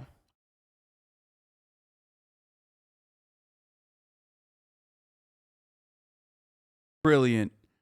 Fucking brilliant, dude. It's awesome. Oh, Jesus Christ, dude. Oh, this guy. Holy shit. This guy literally has AoE damage. Like, he's doing domestic violence by just walking into a room, okay? That's how much of a cop he is. 40%, not around this guy, 100% chance of getting domestically abused, okay? Oh my God, dude. Literally, fucking dogs commit suicide in the presence of this man. They're like, I don't want to die in his hands. I'm just going to fucking... He walks into your house, dude. Your dog is dead. I'm sorry. Okay? Lol. Holy shit. Does he have arms? Doesn't need them. He's just one big thumb, baby. Wow. That's awesome. Drywall explodes in his presence. Oh, dude, he's got, yeah. Oh, yeah.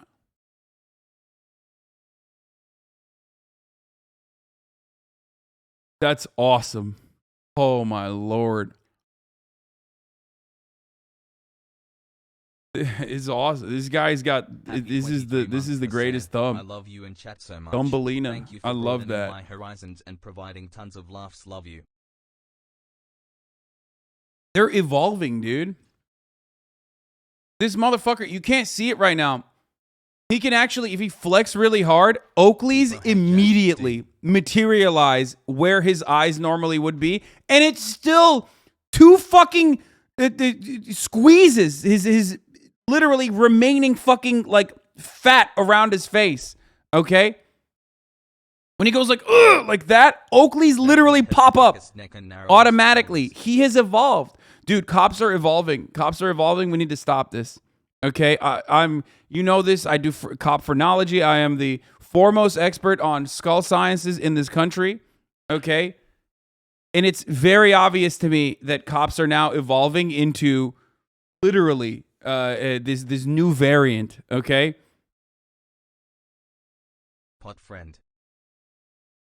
They have become a completely different species at this point. We solved the thumb theory, why all cops look like a thumb. This guy's basically the Genghis Khan of cops. All cops have some of this guy's genes. Yeah.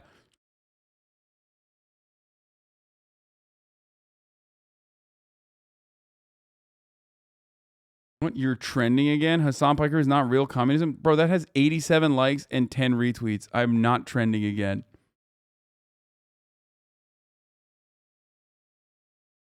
Yeah, this guy's the Dark Souls boss of... This photo proves that cop phrenology is a real science. Oh, 100%. Him on the first day of police academy. Yeah, look at him as a baby thumb. On his way to become the Thumbelina he always knew he could be.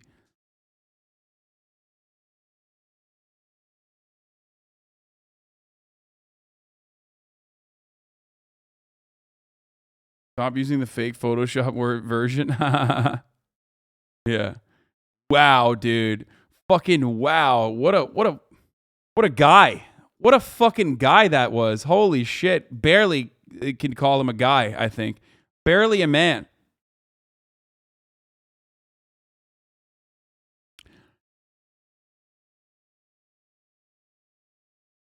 Oh, Jesus. Okay.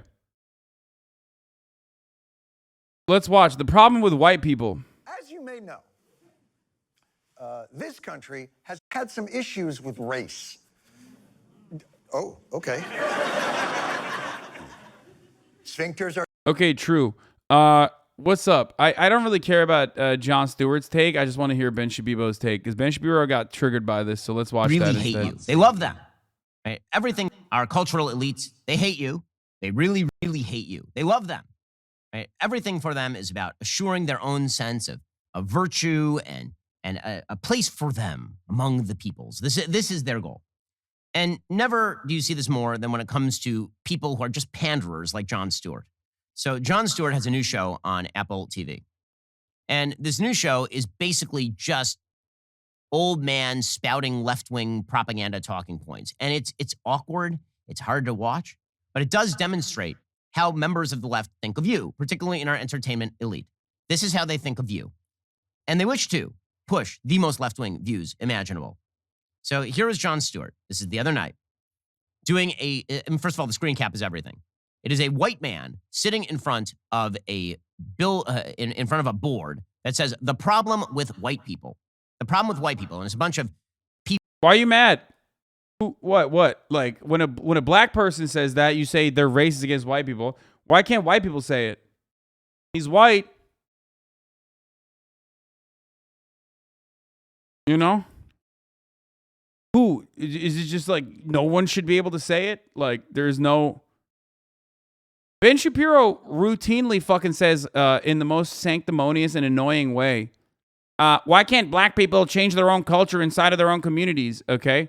And it's like, okay, well, why can't white people do that, you know? Incredibly racist, by the way. I mean, and also idiotic to assume that, like, black people are okay with violence in black communities and aren't trying to overcome their material conditions regularly. But, you know, that's besides the point. But when white people want to do white people business, he's like, nope, not allowed.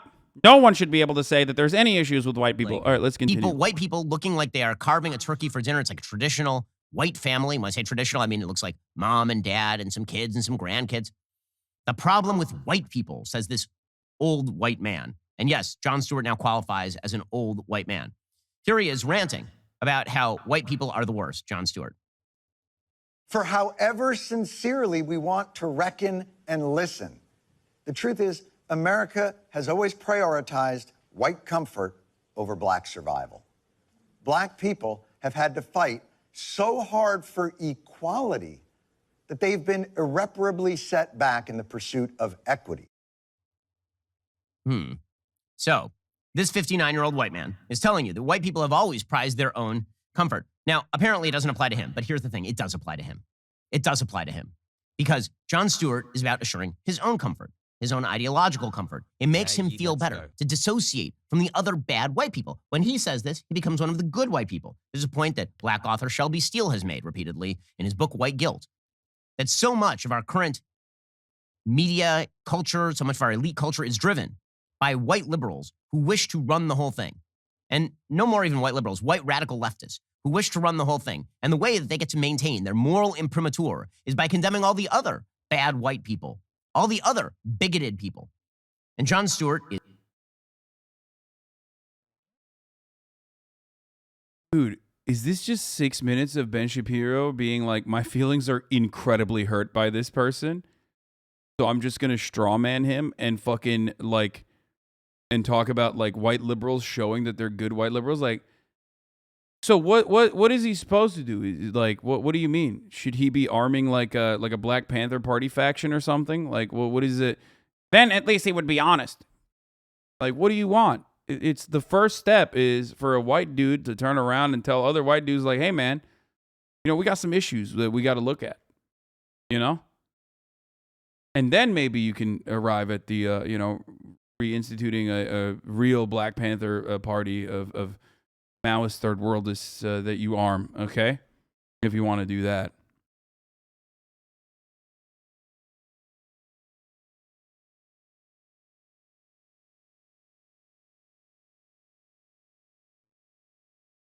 What is going on right now? I think I'm getting like weirdly brigaded by people, I think. There's a lot of like fucking weirdos that I don't know if this dude is, you know, a part of that, but I've been banning a bunch of people in the chat. Just seen you in a TYT advert on their channel? Oh, okay, never mind.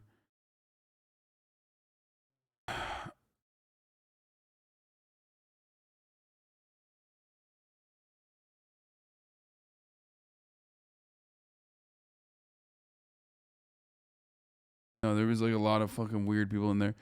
Saying other white people suck is an easy way to score points in virtual signal. Virtue signal. Bro, there are ways that people do that. And it's fucking annoying. Like, whenever, I mean, you know how it is. It's on fucking, it's on Twitter all the time. Okay? Like, it's the, my man said virtual signal. Black Panther is really important for the black community. So today, I'm not actually buying a ticket to watch Black Panther on opening day. I'm letting black people enjoy it. I don't want to harm them with my white presence. It's like, shut the fuck up, fucking weirdo, okay? Shut the fuck up. You are not a serious person. You're not a real person. You are a psychopath, okay? That is a good example of someone who is out of their fucking minds, okay? That might even be well-intentioned liberal, but they are purely performative, and they're doing that shit, again, for brownie points for the most part, to say how good of a white person they are, okay? But the issue with that is they're centering themselves in a conversation that they don't need to be in at all, okay? And they're centering their whiteness in a conversation that does not even need to happen at all. So when Ben Shibiibo shits on people like that, I agree. I mean, it's dumb as fuck. Ben Shibiibo is still in the wrong regardless, but I don't think that's what Jon Stewart is doing in this situation. Like, this is what fired off this rant. Reckon and listen. The truth is, America has always prioritized white comfort over black survival. And that's 100% an undeniable truth. It's true. So why the fuck are you mad about that? And showcasing how uncomfortable you are as a white person when even another white person says, you know, we prioritize white comfort over black survival is true as fuck. It's literally what Republicans do on a daily basis. Being more offended about someone being called a racist than the actual racist action itself is the perfect example of this. And you see it all the fucking time. Someone will do something racist. The other person will say, you're racist for doing that. And then people will literally turn around and go, yo, what the fuck? Can't believe you said, you know, the real N-word, Nazi. Fucked up. You know what I mean? Anyway. Back in the pursuit of equity. So let's get back to Ben. Bigoted people. And Jon Stewart is indicative of this case. And so there was this very strange and awkward exchange between Jon Stewart and Andrew Sullivan, who is a gay white man and a crazy white race-baiting lady named Lisa Bond. Lisa Bond runs an organization that is just one of the great grifts I've ever heard of. I've talked about it on the program before. She runs it with Sarai Rao, and the entire thing is she gets together with guilty white upper crust liberals, and she lectures them about racism. That is it. That it is called Race to Dinner. It costs $2,500, and you can enlist the services of Race to Dinner, according to Mediaite, whose helpful grifters will come to your house, eat your food, and tell you how racist you are. It's an actual thing. Oh, that shit is a grift, though. Straight up. It's awesome. That is like a hilarious grift, for the record.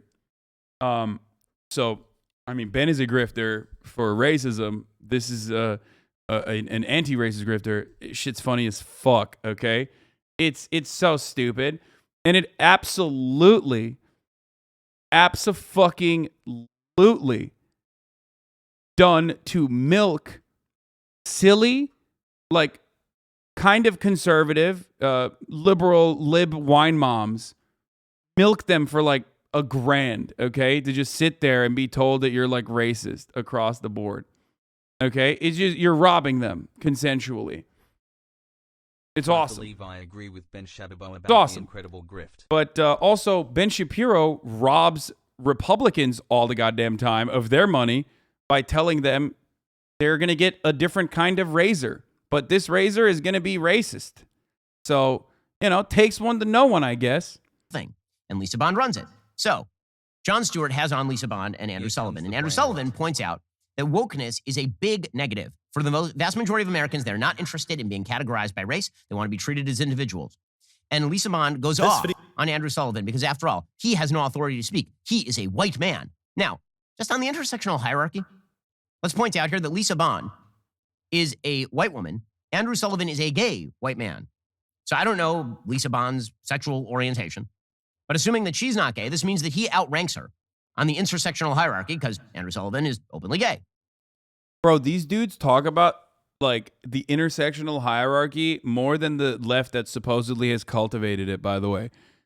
It's such a funny, it's another one of those like weird things where they make it seem like there is like some kind of ranking.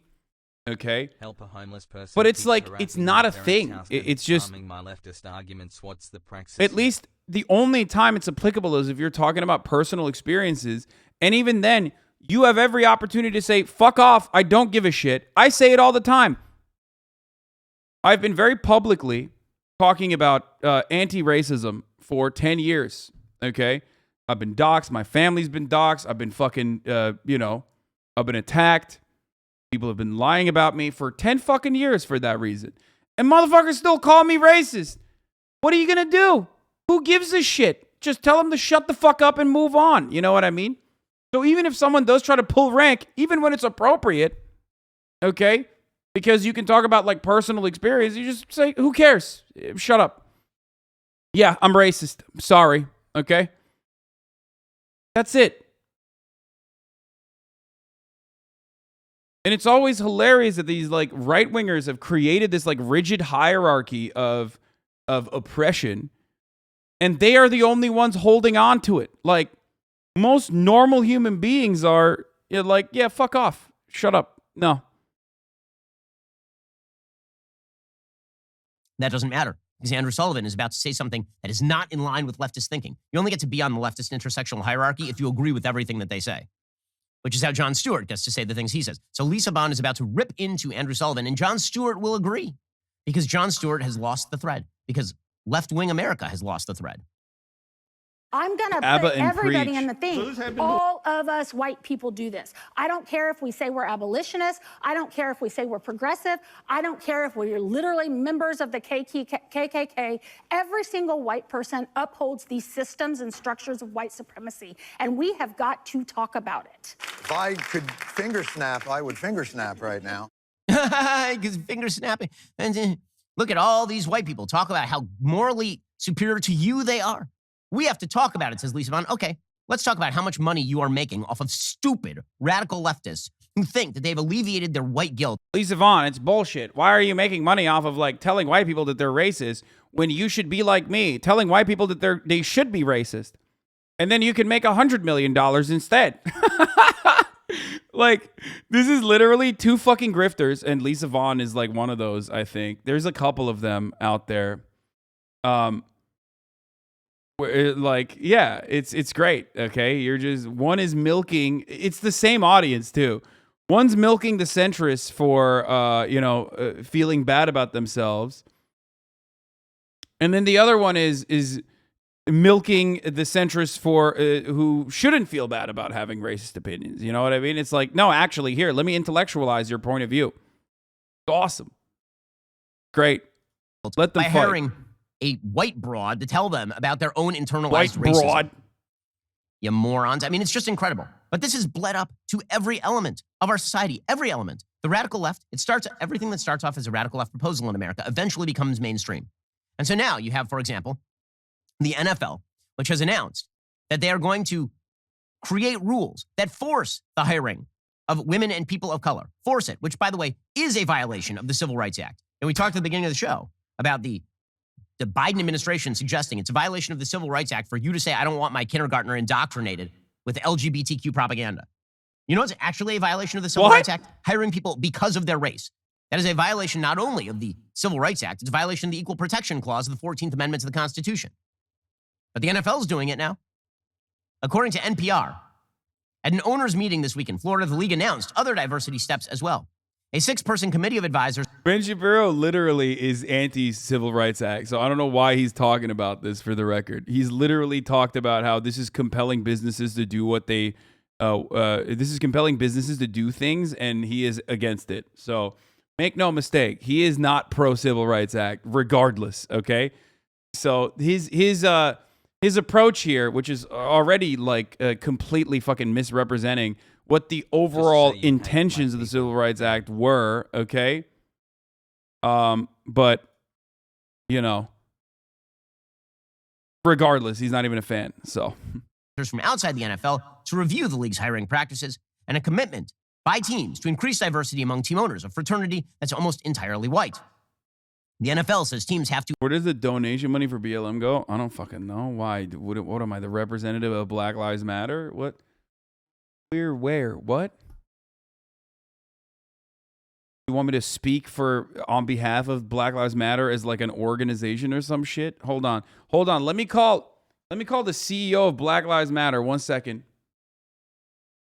Oh, it goes to the donations? Oh, that's crazy. Turns out the donations go to fucking your mom, actually. I love Ben Shibiibo. Yeah, that's crazy. They're having sex with your mother right now in one of the many mansions that they own. Wild stuff. Turns out. Sorry to report this, but how did you get John BLM's number? I'm fucking, I'm plugged like that. I'm connected like that. Yeah. At least when you donate here with a $5 a month subscription or with a free one with a Twitch Prime, you get certain amenities like the top of the hour ad break being avoided, link privileges, okay, emotes. That's right, because at the top of the hour there's a 60-second ad break, and I will still fuck your mom regardless.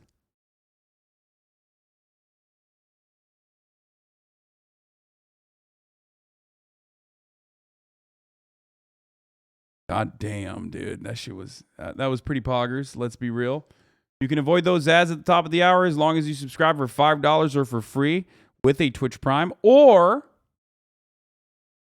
by getting gifted a sub if you're lucky, like Tamanna, who gifted 10 community gifted subs, and Oh Hi Sadie gave 5 gifted subs, and Morvin Mad, thank you for the 5 gifted subs as well, and Retro Probade, who gifted Retro Potato Tea, gifted 10 as well earlier. I forgot. Thank you. Here's a woman ad right now, by the way. Dude had one day with someone's mother and now he's got an addiction. Yeah, I can't stop myself. Sorry. To actually hire a female or a member of an ethnic or racial minority as an offensive assistant coach in 2022. So it's now a make work program for affirmative action candidates over in the NFL. Why? Because after all, we are also racist. We are also racist. And this myth must continue to be pervaded that America is a deeply racist country, despite the fact that by polling It's not even like, I mean, dude, he didn't mention why America is not racist at all. They've like given up on that.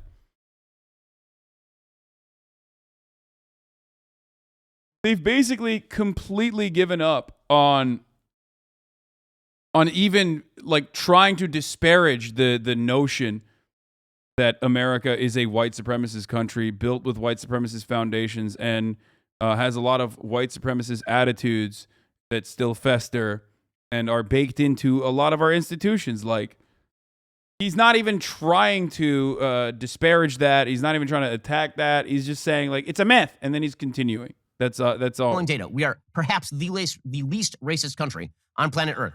It's amazing how critics of America have spent zero time actually investing. America, famously the least racist country on Earth. You know, when motherfucking the UK was like, yeah, okay, we should stop with this chattel slave shit. America was like, no. America was like, what? No, stop. No, we will continue it. And then literally we're like, yeah, now that we did this whole like, now that we fought this whole fucking war over it, maybe we should just continue, I don't know, doing Jim Crow laws and stuff for another 100 fucking years, dude. Get the fuck out of here. Investigating other countries. So solipsistic and self-centered. The only country on Earth apparently is America. Who's got... So solipsistic. Oh, that's the new thing that I hear so much from these like dumbass lib-brained idiots is like, you're actually centering America in this conversation by saying America is the most racist country on Earth. It's like there are other countries that are significantly more racist than America. It's literally like the same shit I hear about my Ukraine-Russia coverage where people are like, imagine thinking America has any say in what's going on in Ukraine, dude. What an America-centric take. I'm actually the real progressive. That's why I don't have an America-centric take, actually, in this situation.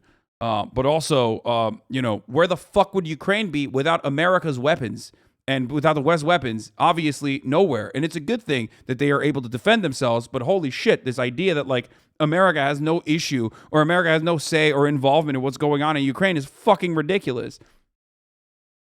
It's not like Ukraine is literally speaking to the Congress of, I don't know, the Democratic People's Republic of Congo. They're talking to the American Congress. Why is Zelensky fucking constantly doing coverage, speaking in English? You know?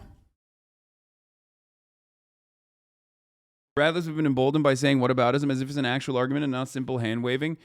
Yeah, it's frustrating. I think about this all the time. It never escapes my mind. It's constantly in my mind. It's like, dude, listen. Russia is bad, okay? What Russia is doing is fucking morally abhorrent. I'm not Russian, though. I'm American, okay? So, of course, I'm going to use this opportunity, just like any other opportunity, to utilize the anger and frustration that you feel towards an imperial power right now, justifiably, okay, to make a direct comparison to the imperial power of the United States of America, which is a much larger and much more significant threat to the third world than Russia could ever want to be because they simply lack the fucking power that America has. Russia could be, maybe, as bad as America. Maybe it could even be worse than America if it had America's powers. But it doesn't. What? Yes, you destroyed my country? What do you mean?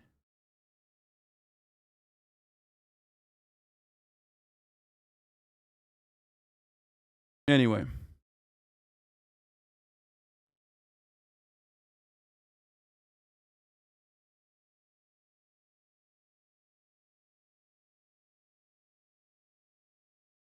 Let's watch some more Russia-Ukraine news. Russia and Ukraine are having peace negotiation conversations. They're having peace talks in Turkey, in Istanbul. Some of the demands made by the Ukrainian side are actually being stopped by... Chat, who is the father? Hasri. What? Vice wrote an article about the Reddit warriors. Imagine you're playing a multiplayer game for the first time against the people who have 1,000 hours in the game. But the first time you die, you're dead. You wouldn't have the context to understand what's going on. It would be over before it even happened. That's funny.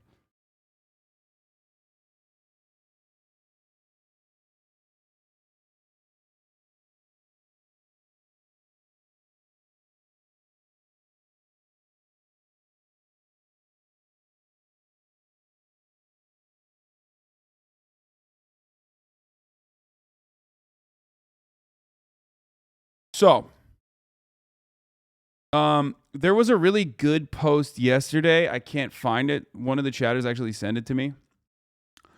That outlined, I think, like 15 of the demands, both on the Russian side and the Ukrainian side as well.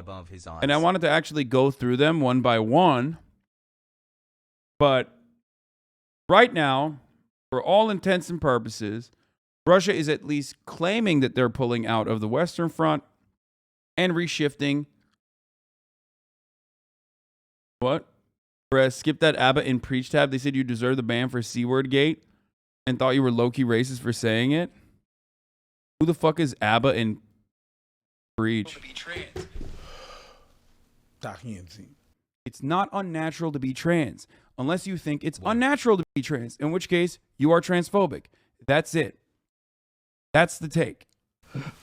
I love the argument. I don't even need to see it. I don't even need to see it to know what the argument is, which is going to be, and I'm going to tell you right now, the argument is probably going to be, no, it is unnatural to be trans. Because that's how it, literally, when you argue with fucking transphobes, the only argument they have is relying on what other people also feel about trans people, because it's the normative position to be fucking transphobic. God, fucking 10-hour... I cover the shit for like 10 fucking hours and they cut like 30 seconds and go, this is so stupid. Trans people are weird and unnatural. And then everyone's like, Pog! Fuck yeah! Dumbass.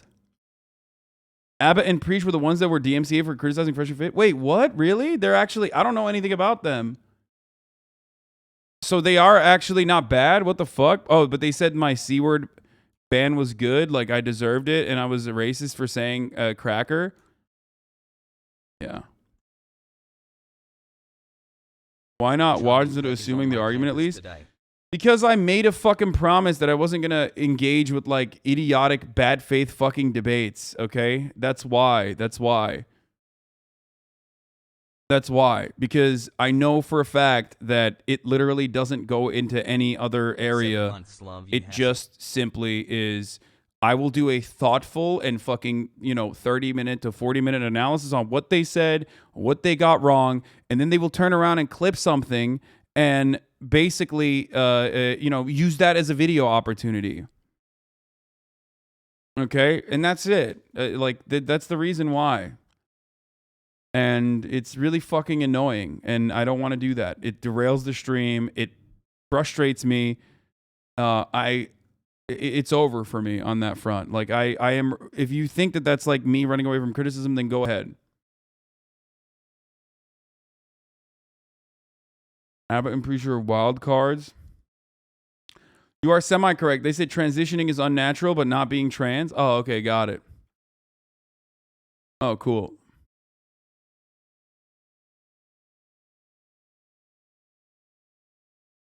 They're a Quebecian comedian. So this happened to Here, someone I know. I won't do the bad faith thing and like not even look at their take, because now they're gonna clip that and use that to be like, oh, he didn't even see what we had to say. So I will at the very least look at what they did and do better than them. You are transphobic. That's it. That's the take. Hormone therapy, all this stuff, all of it's very natural. Taking puberty blockers or like hormone blockers, taking. I mean, yeah, medicine. It's fucking all matter of medicine is unnatural. Are these guys literally fucking making an advocacy for like not using medicine? Is that what's going on? I mean, I haven't heard them fucking criticize Messi. You know what I mean?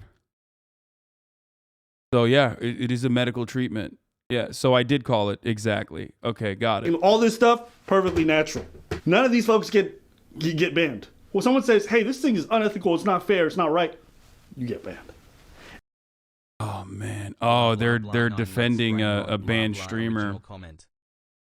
That's great. Yeah. Okay, well, that's it. Good to know that their take was exactly what I thought it was. Very cool. Called it even without watching it. Don't need to see the rest of it. Very, very stupid shit.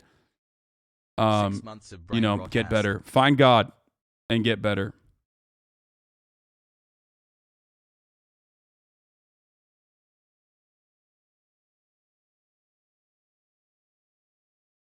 Can't help but feel like 90% of the audience is upset white guys that want two black guys to confirm their shitty opinions is literally their entire brand. I've never heard of them, so I can't make that assessment.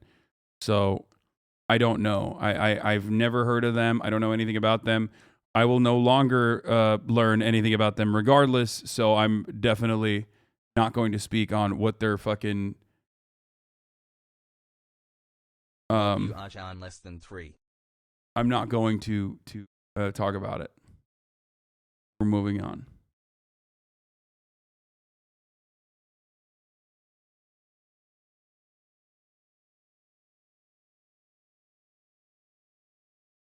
They were my gateway to you? How? Let's go. I don't even understand.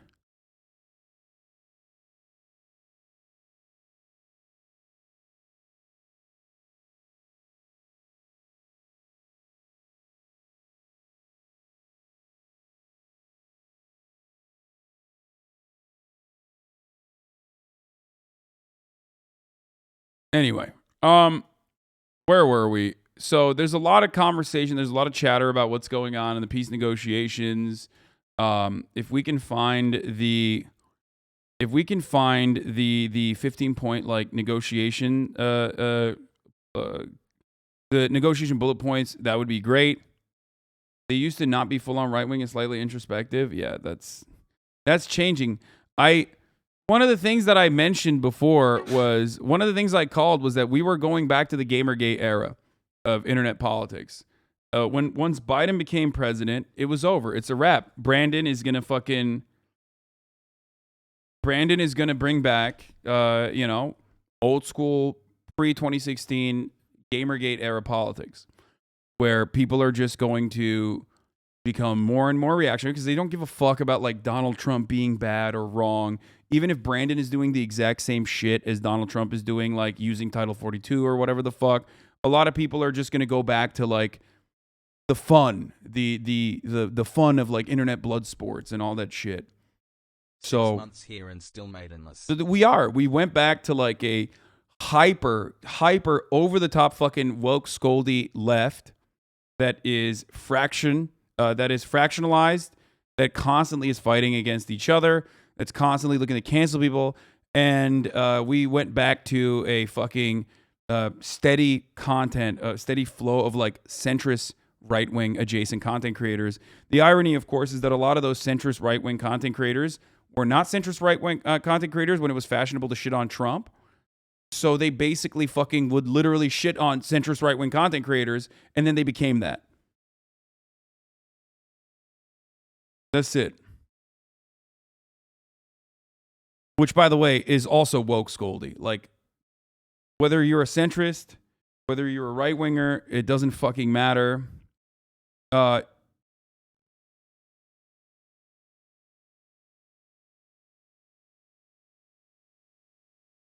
Wait, hold on. Thank you for my vacation. I touched grass. Okay, Grimes coming tomorrow, not today. Sorry. She just texted me. You're literally describing ABBA and Preach. I don't know anything about them, so I'm not talking about them at all. I literally do not. I did not know they existed. Yo, Hasan been here a year until this very moment. Let's get back to the fucking negotiations. If you guys have the 15-point bullets on, so the secret was a lie, easier. Okay.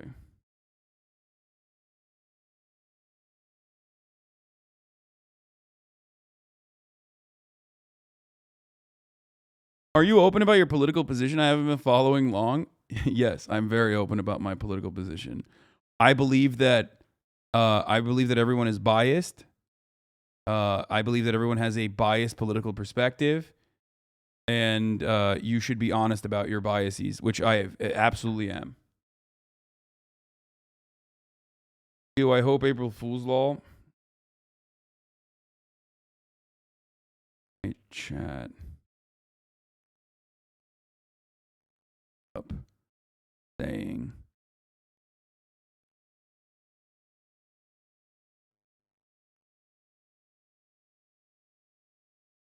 Save me. There you go.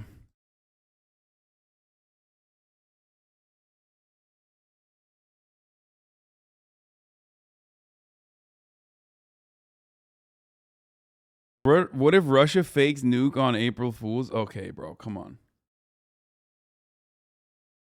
All right, let's on the war in Ukraine. As Russian forces struggle to take control of the country, U.S. and U.K. officials now claim that Vladimir Putin has been misinformed by his advisors about how badly things are going. Foreign correspondent James Longman reports from Kyiv. Good morning, James. Yeah, good morning, George. Well, in the last few moments, we've just heard a huge explosion here in Kyiv, just to the north of where we are. And now you can hear the sounds of air sirens. We heard the whistle of what sounded like a missile traveling through the air. We saw the smoke rising there, black smoke up into the air. This has definitely put the city on high alert. This morning, US officials believe Vladimir Putin is being misinformed about Russia's poor military performance in Ukraine by advisors too afraid to tell him the truth. One of the Achilles heels of autocracies is that you don't have people in those systems who speak truth to power or who have the ability to speak truth to power. Here in the United States, however, when we set up a fucking table of like experts on the Middle East, for example, one of which was literally one of my college professors, and they tell you, the administration, that it would be a gigantic clusterfuck that America should not engage in. I'm talking about, of course, the invasion of Iraq. We say, ha, fuck off, and then we continue to do it. So not all that different at all, for the record. I love the palace, what is it? Palace Mystique? No, fuck. Oh my God, I'm losing my train of thought, and I'm also fucking the Palace Intrigue. Okay, I love the Palace Intrigue and the romanticized idea of like an autocracy being a little bit different than that, but you know, it's the same old shit. Okay, it's just that the oligarchs work at the behest of Putin in Russia, whereas the government works at the behest of oligarchs here in America.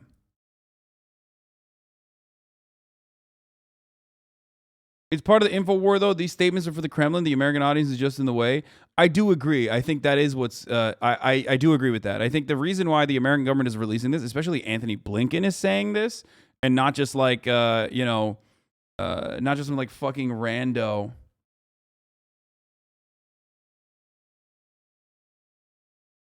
Oh, she says she's going to defend me on the internet.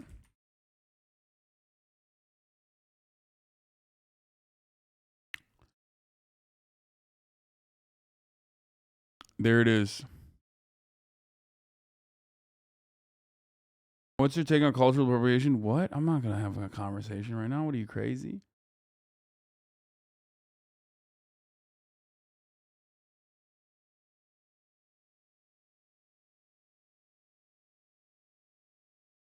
$18 people. 15-point draft deal would involve Kyiv renouncing NATO ambitions in return for security guarantees. No, this is old, I think. Unless, yeah, this is old. There's a newer... I mean, it's the same fucking arguments, though. Like, the 15-point plan is literally the same. 20 months Hassie WTF. So that hasn't actually changed. I can't believe you haven't talked about the Will Smith slap. I am also a mobile viewer.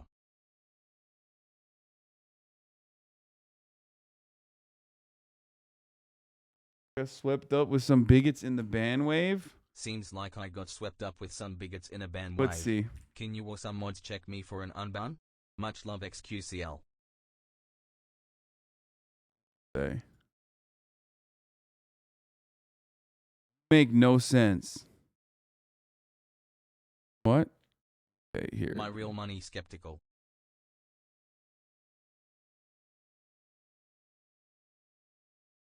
People here think that Putin is dead. They're using the KGB puppet body. People here think that real Putin is dead. They're using the KGB puppet body double, and he will live forever in Russia. What the fuck?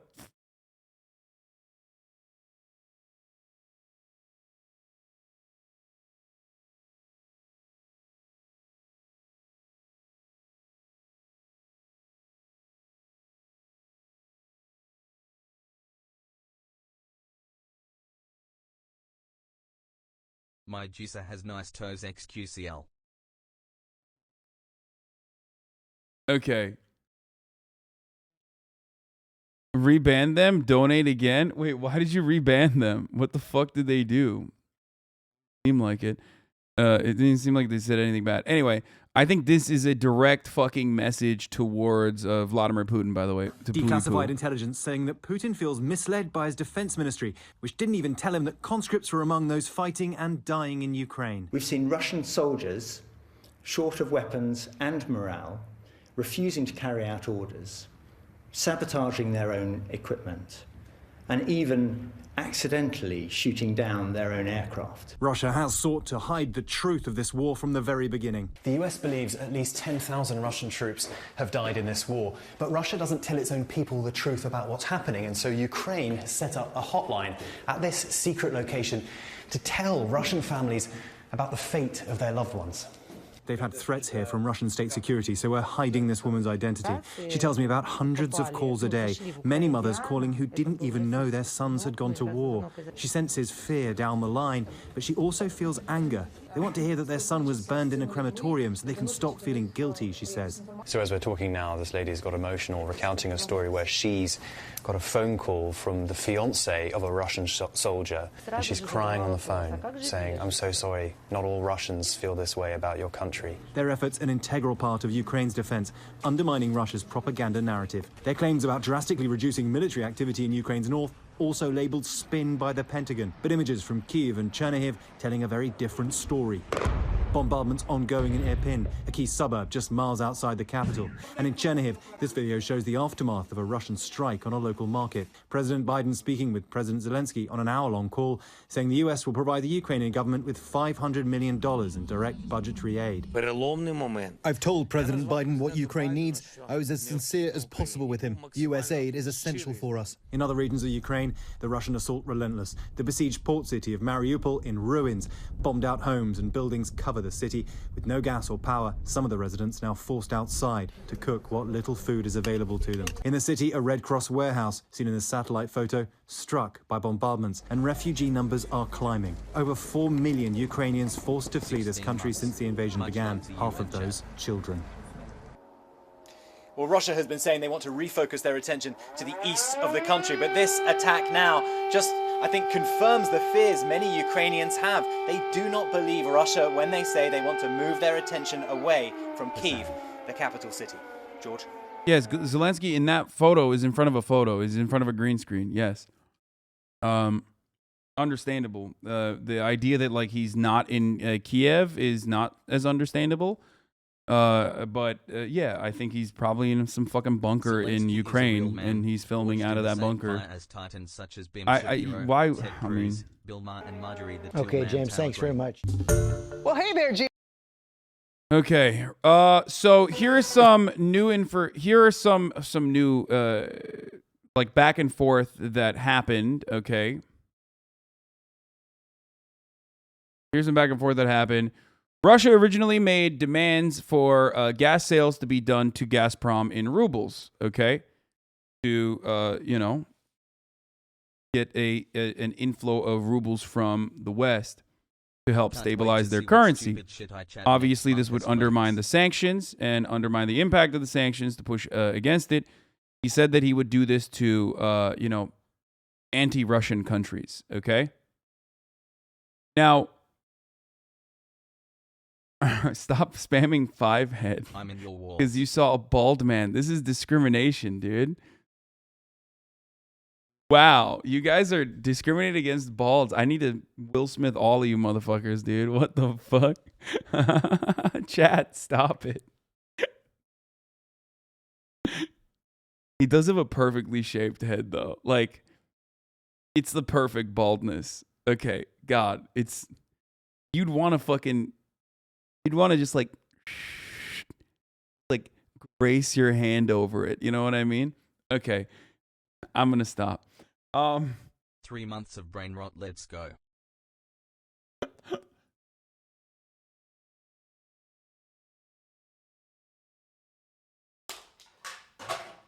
Okay.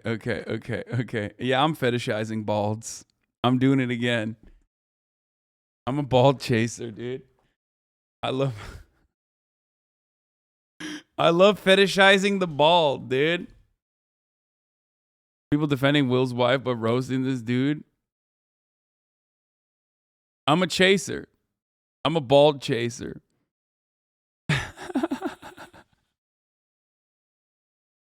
You say this as you drink the bald white man elixir, a white monster? Yeah, oh, absolutely. So originally they had said no, and then Russia was like, okay, just kidding. Slap the glove. Russia said you need to buy in rubles, okay? If you're an enemy to Russia, you need to buy in rubles. And then Germany was like, we will not be doing that. That is crazy. You are out of your fucking mind. And then Russia was like, okay, not a big deal. And then now they're like, just kidding. You need to buy in rubles. If you're trying to follow the gas story out of Europe at the moment, it's difficult. Breaking news in the last 15 minutes. This line from Vladimir Putin of Russia. Tell him, To buy Jonathan. Russian gas, they need to open ruble accounts in Russian banks. It is from those accounts that gas will be paid for starting April 1st. If such payments aren't made... Can I get your thoughts on the recent I-Ladies versus E-Girls take? Bro, please stop, Seth the God. Stop trying to derail. We will consider this a failure by the client to comply with obligations. By Russian gas, they need to open ruble accounts in Russian banks. It is from those accounts that gas will be paid for starting April 1st. This is not an April Fool's, suka blyat. If such payments aren't made, we will consider this a failure by the client to comply with its obligations. I want to catch up with a good friend of mine and ours, Guy Johnson, out of London. Guy, make sense of this. Can you compare and reconcile the comments from Vladimir Putin with what we hear from Chancellor Scholz and Prime Minister Mario Draghi about what they said Putin told them with what Putin is saying this morning? So I do actually think, John, that they could fit together, and here's how.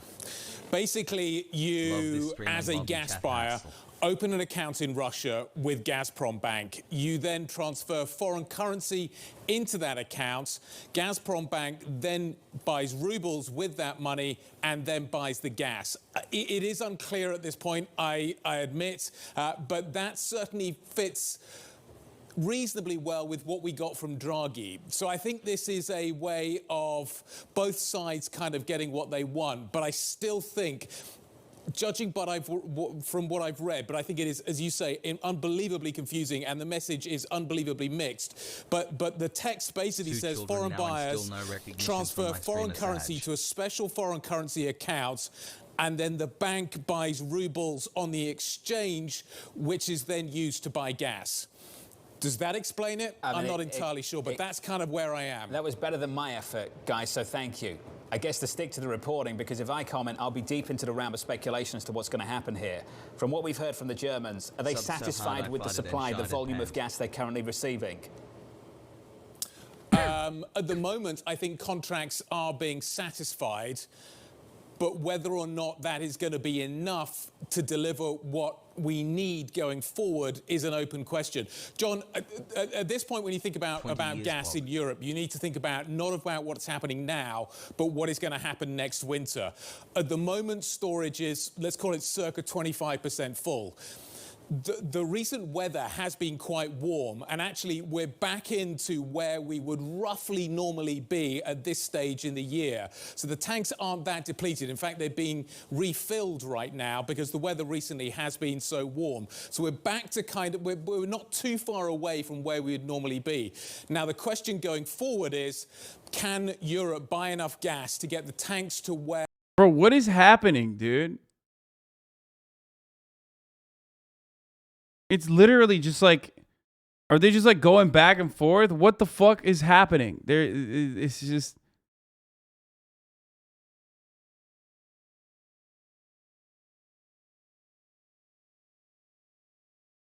They just keep saying they're gonna want it in rubles, and then they turn around and they're like, just kidding. And then they're like, actually double just kidding. We do want it in rubles. But it turns out they said, double, just kidding. We don't want the rubles. We're going to keep the gas contract currency unchanged in the ruble switch. It's a classic. Ah, yes. A classic triple bind.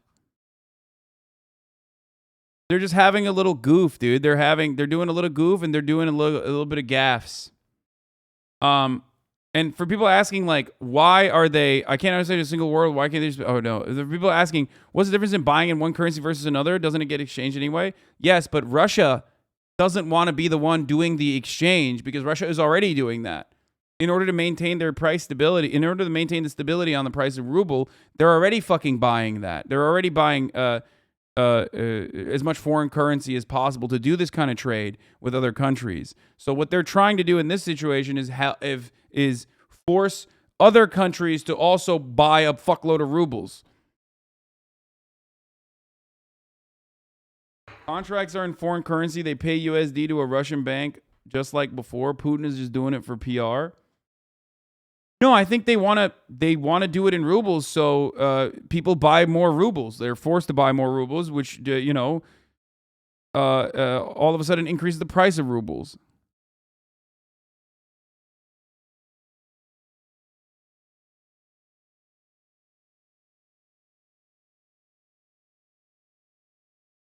Russia is already buying a ton of rubles to try and prop up the currency. All this is doing is increasing that. It makes literally no difference. It's just a PR move.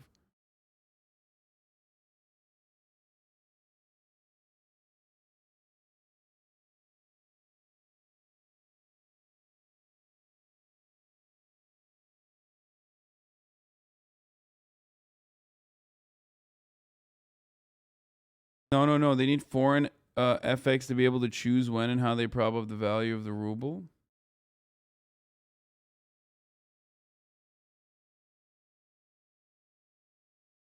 Russia plans to keep the contract currency for gas export. Wait, hold on. Let's look at this article real quick.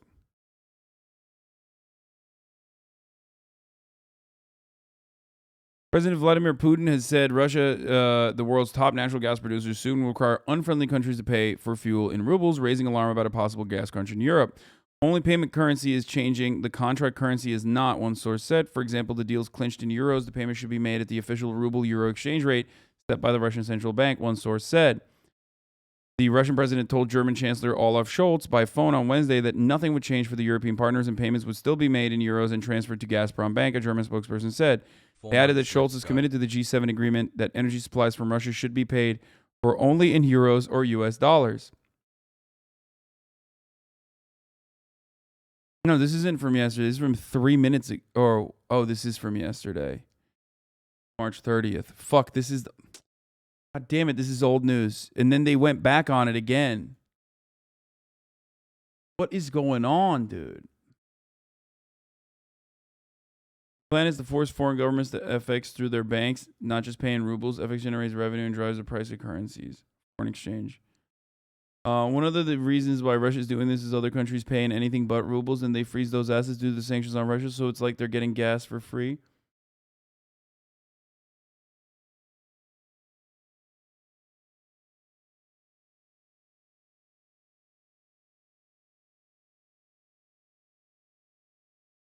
Okay. The EU would like them to be, I think it's this year's 80% full, next year it's 90% full, but that's kind of the trajectory we're on for at the moment. And in order to make that happen, European prices need to remain above Asian prices because ultimately the swing factor here is not Russian gas, but global LNG, which is going to fill the gap. Guy, just a final question from me. This side of the Atlantic, we'll be looking ahead to the President of the United States later. There's this conversation about a monster reserve release. How is this playing out in Europe? As most people assume that there would be a greater effort from this White House to get in touch with Riyadh. Can we just assume that that outreach has failed? And can anyone bridge the gap between Washington and Riyadh? And can that be done out of Europe?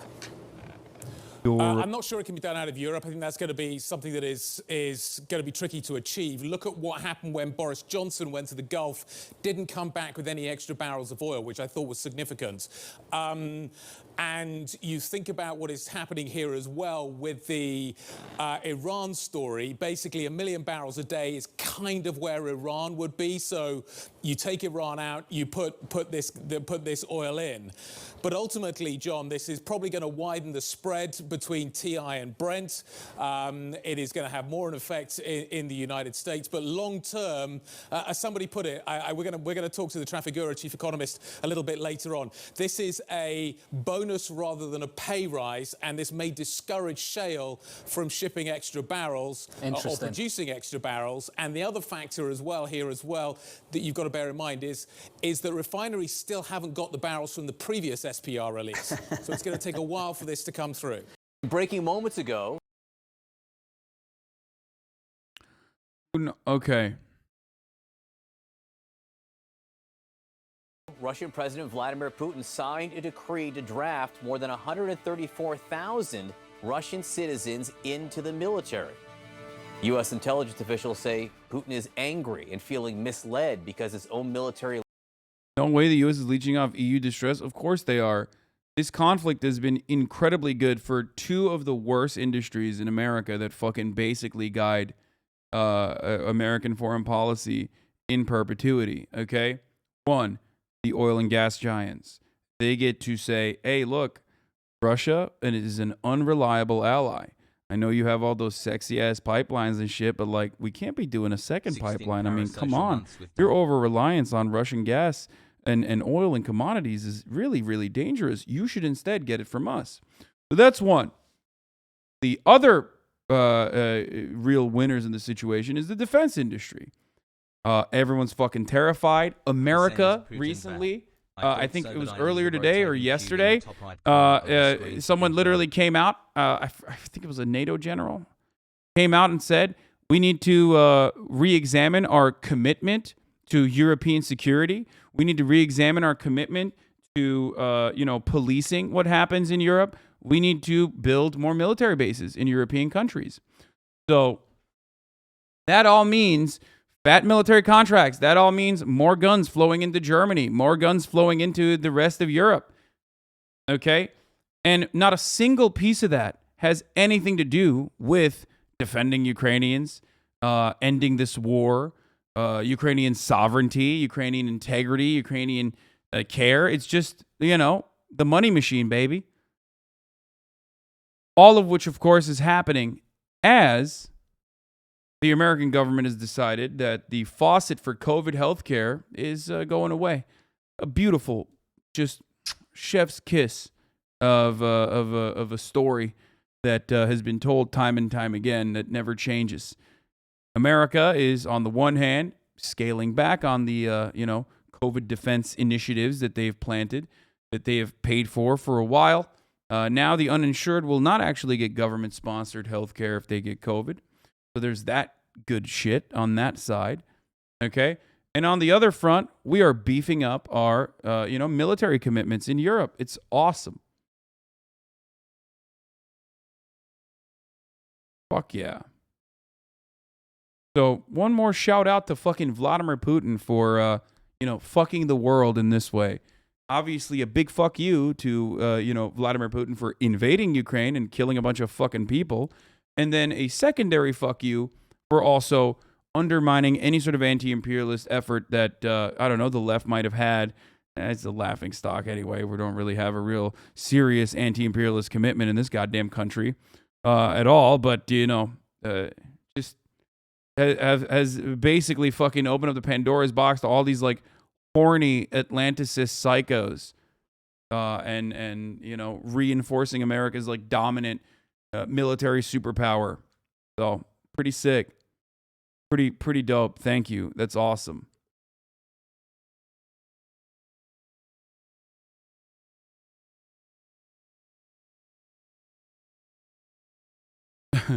Nobody should own an AR-15, Jack. We donated 10,000 automatic rifles to the citizens of Ukraine. Yeah, exactly. You got to give it to the U.S. NATO for pushing the point to scapegoat inflation, food shortages, oil shortages on anyone but capitalists. Oh, that's another poggers moment, too. It's awesome. That's pretty sick, too. Yeah. Our government won't even say that, like, the oil giants are quite literally price gouging us currently, the American people. Even though we basically prop up that entire industry with our subsidies and our tax dollars and have saved them time and time again, like during COVID. But instead of admitting that they're fucking price gouging it, instead of admitting that they're price gouging, which, Biden has sent out one fucking tweet, which was good. Okay. What we need to do is 1,000,000% seize control of our extraction industry. The time is now, okay? It's not just fucking tweets and mean words. It's not even tapping into the oil reserves, okay? What we have to do What we have to fucking do is take it over. We have to take over our natural resources and maintain our autonomy and our sovereignty over our own fucking land. We have been giving way too much fucking money, bailing out these gigantic, parasitic, vulturous megacorporations for far too long. And they are not beholden to anyone other than their fucking shareholders. And I'm sick and tired of it. Seize it. Nationalize the extraction industries in its entirety immediately. Democratize the oil, baby. That's what I'm talking about. Seize it. Take it. You have the guns. You have the money. You have the power. Take it. Take it now. Don't take it tomorrow. Take it now. It's a matter of national importance. It's a matter of national security. Okay? If Russia is able to, be this major fucking power over other countries, take it over. Don't let anyone else do that. If you want to fucking produce more barrels of oil, you produce more barrels of oil. You don't have to go to the fucking oil CEOs and beg them. Take it. Anyway. It's so stupid. Leaders failed to inform him about key failures throughout the invasion. They were apparently too frightened to tell him. I want to go live to Kyiv, the Ukrainian capital, and bring in CNN's... How do we even transition into renewables without nationalizing fossil fuels anyway? It must be done. I agree. Chief international anchor Christian Amanpour, who's there. Christian, I want your take on this news out of Russia. A new conscription, 134,000 new Russian troops. What does that tell you? Well, first of all, this would be recruits, right? So they wouldn't be professionals ready to go and do anything here in Ukraine. But it might mean that what he's trying to do is rotate and regroup if, in fact, he has more professional troops on standby somewhere in Russia. Because clearly this first phase of the military plan has not gone according to plan. And you just reported what the head of British GCHQ has said, and that, low morale, sabotaging their own vehicles, in one case shooting down their own aircraft. That doesn't apply to all of them, but in a lot of people are saying 100 to 160,000 drafting regularly each spring and autumn, so it means nothing actually. I don't know, man. Might mean something though. How about you're saying it means nothing, but how about it means something? Yeah, get owned. Enough of them that has made a difference on the battlefield. And so we wait to see whether in fact this regroup in Belarus actually means bringing much more professional, more motivated Russian troops to the battlefront. I was outside Kyiv today in the outskirts, and the troops that came towards Kyiv on day one came from Belarus. And I was there with Ukrainian soldiers, many of them veterans. These are not just day soldiers. These are people who fought in the Donbass, have been fighting since 2014, highly trained and armed. And we saw literally a column of armored vehicles and at least 2 Russian tanks that had been blown up and disabled. Now, this happened a couple of weeks ago, or rather several weeks ago, during the... It's just like such a weird dance that we play in Western media every fucking day, where it's like Vladimir Putin's forces are weak and pathetic and cowardly and fucking getting their shit pushed in by the Ukrainian territorial defense and the Ukrainian National Guard and the Ukrainian armed forces, like every day. But also they're incredibly violent and they're doing a fucking horrifying job of destroying every city. And they're gonna fucking reignite and they're going to re-up and they're gonna continue their bombing campaigns and fucking destroy it. Now, the problem is they are literally retreating, though. Yeah, they are, but the assessment is like, for someone like me, I'm not on the fucking ground. The assessment is incredibly fucking frustrating to comprehend, because ultimately, like, which one is it? Are they fucking weak, or are they actually doing a decent job of, like, barraging fucking areas in a very brutal and very violent capacity? Because the issue is, I personally think that they are being incredibly brutal and incredibly violent, but I also believe that they are, They are maintaining their strategic interests. in shutting off Ukraine from the Black Sea, okay, as best as they can, and basically creating a fucking a blitzkrieg or a pincer movement, whatever, the cauldron, to continue the war on the Eastern Front. The issue, however, is that on the one hand, Western media keeps saying that, they're actually not tactically retreating. They're actually not encircling the Ukrainian troops, but they're simply getting fucking owned, okay? But then the Ukrainian Defense Ministry earlier today, which I haven't seen on the Western media side, but the Ukrainian Defense Ministry earlier today literally said that Russia has completely destroyed their defense systems. Their defense industry is completely gone.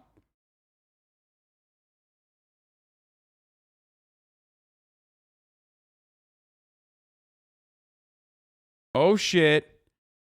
Speaking of which, bro, had another conversation with a real friend of Ukraine. President of Turkey, Recep Tayyip Erdogan, noted the high level of organization of negotiations of delegations in Istanbul, agreed on further steps towards peace, thanked for the readiness of Turkey to become the guarantor of security of our state. Discussed with Turkish President Recep Tayyip Erdogan details about the situation on the front lines, Russian war crimes against civilians, and damage to infrastructure. I appreciate all the support which Turkey provides, including political and diplomatic aid. Wow, dude. Yo, wow. Turkey's wild card as like a NATO member that attacks other NATO members coming in the clutch here. Where they're just like, listen, Turkey does whatever the fuck it wants. Okay? So they can provide security assurances as a NATO country, and somehow we won't act like that violates or that constitutes for Article 5, considering Turkey's history of invoking Article 5 and failing to invoke Article 5 numerous fucking times, and also attacking other NATO nations and being actively in conflict with other NATO nations regularly. So they're just like, they're crazy. They're psychos. They're insane. So, they will do it, I guess. However, you know who hasn't given those assurances? The Oibrovs, as I was pointing out earlier today. That's right. The Oibrovs have refused Boris Johnson and America, who were at the forefront of the Ukraine needs to join NATO conversation. Okay? Ukraine absolutely must join NATO conversation.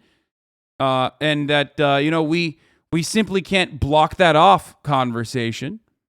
We simply can't stop them from joining NATO. We won't give assurances to Russia conversation. Where are they at, bro?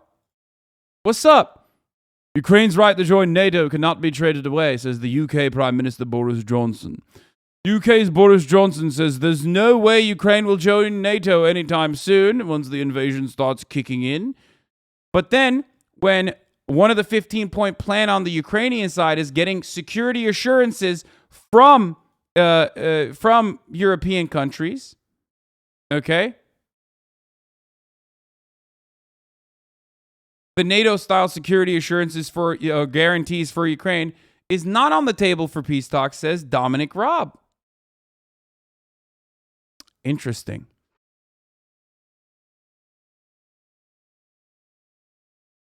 Just saying. It's interesting. Because it sure seemed like they were interested in defending Ukraine and Ukrainian national sovereignty. So what happened?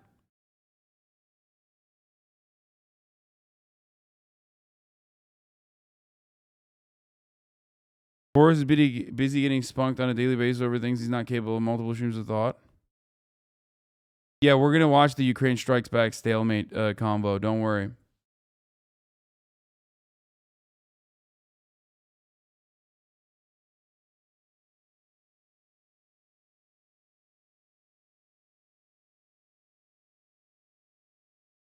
Britain and its allies have agreed to send air and coastal defense systems, longer-range artillery, and counter-battery capabilities, armored vehicles, as well as provide wider training and logistical support to Ukraine, British Minister Ben Wallace said. Ben Wallace, once an absolute demon on rebounds and blocking, and the American National Basketball Association, is now joining the ranks of the Oibrovs to continue defending the kingdom.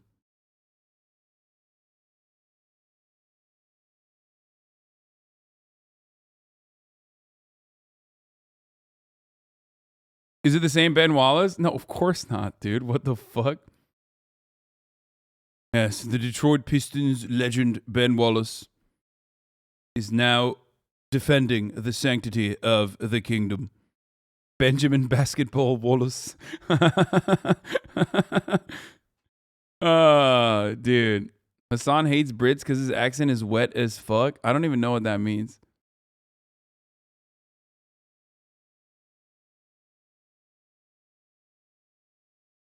Is it impossible that Syria could attack Turkey during this current state of affairs, especially if Syria was aided by Pakistan and Iran? Just play with your mind.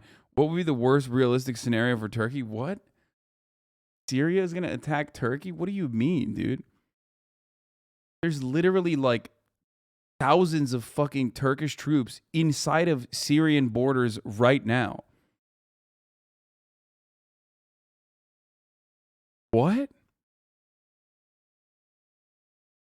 There's like the northern corridor of Syria is quite literally currently being owned by Turks. Also, Turkey, which has the second biggest army in NATO, doesn't even have any fucking military commitments in Ukraine. They're just giving Bayraktars and shit. So it's not like they're predisposed. I don't even think I don't even think they fucking station troops in like Poland or some shit. So, you know, it will do nothing. More rot, less brain poggers.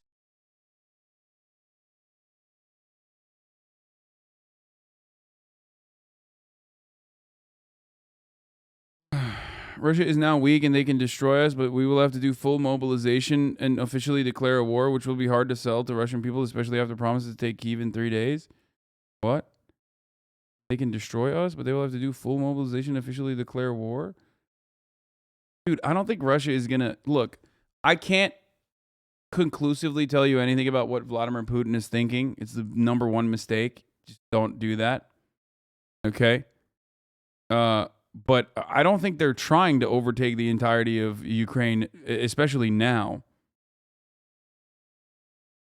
Stop saying Pepela. I'm just being honest. I'm being honest. I don't fucking know. But I don't think they're trying to do that at this moment.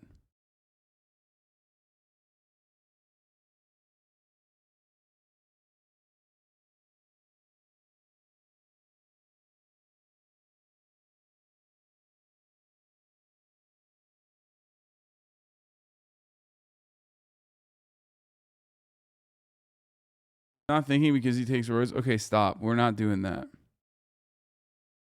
Reis bizi sevmiyorsun zaten. Reis bizi sevmiyor zaten. Yeah. Bro, that's such an American take too.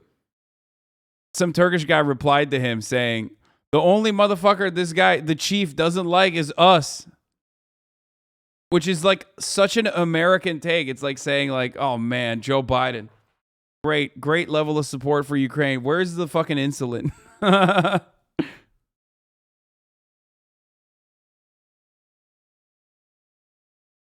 Anyway, yeah, Ukraine's gonna be acting. Ukraine's gonna be looking real different when Turkey's like Crimea belongs to us. Actually, I'm just kidding. Okay, let's continue. The point, the thing I was mentioning earlier as well is that where is it? Like I said, there is like this constant back and forth that at least really confuses me. On the one hand, these guys are saying like, you know, Ukraine's doing an incredible job. On the other hand, this is what the Ukrainian presidential advisor said. Russia has destroyed practically all of Ukraine's defense industry. Amazon Union, so like, baby, let's go. I don't know what it is. Like I don't know what's going on there.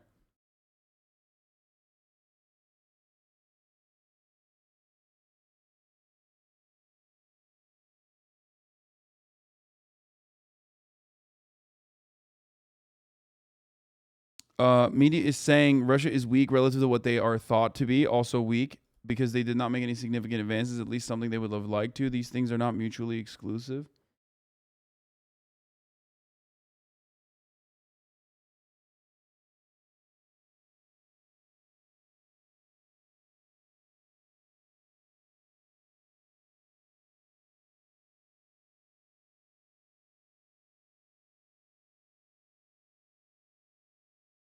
This is a fake news tweet? Yeah, I don't think so, but we might be misunderstanding it. It might be like lost in the translation or something. Just like people literally misunderstand me when I tell you at the top of the hour there's a 60-second ad break, and they think like, what the fuck do you mean by that? I'm like, well, I'm going to run a 60-second ad break right now, a contractual obligation. And then I tell them, like, if you no longer want to see those ads, all you need to do is subscribe. And that you can subscribe for $5 or for free with a Twitch Prime. As long as you have an Amazon Prime account connected to your Twitch account, you get one free Prime subscription a month. Right? And you can use it here on your favorite streamer. Or you can get gifted a sub if you're lucky as well, right? I mean, that's just the way that people misunderstand me, so I'm just making sure that you don't misunderstand me. Here's the 1 minute ad break now. Dude, oh god, now that the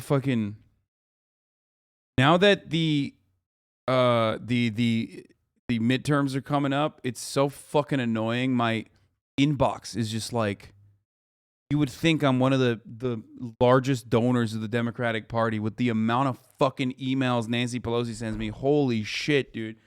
Fucking, you max out the Bernie one time and literally every 3 months of fucking Democrat is blowing my shit up, dude. Blowing my fucking back walls. I'm getting like 20 fucking emails and like 30 text messages a day. Okay? You desperate fucks. Go ask someone else, okay? I'm not giving you a single fucking dime. Suck my cock. Represent my interests, and maybe we'll talk, okay? Fuck you.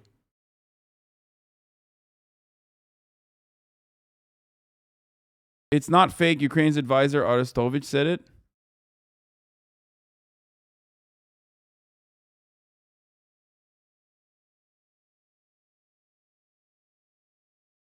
Nancy Pelosi wants you sexual style.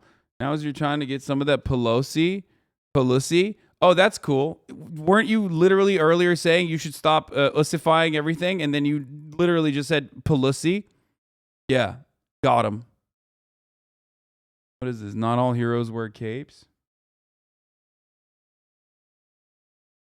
Oh, this one. I said him paint Spanish flag. He painted the Turkish flag and ran away.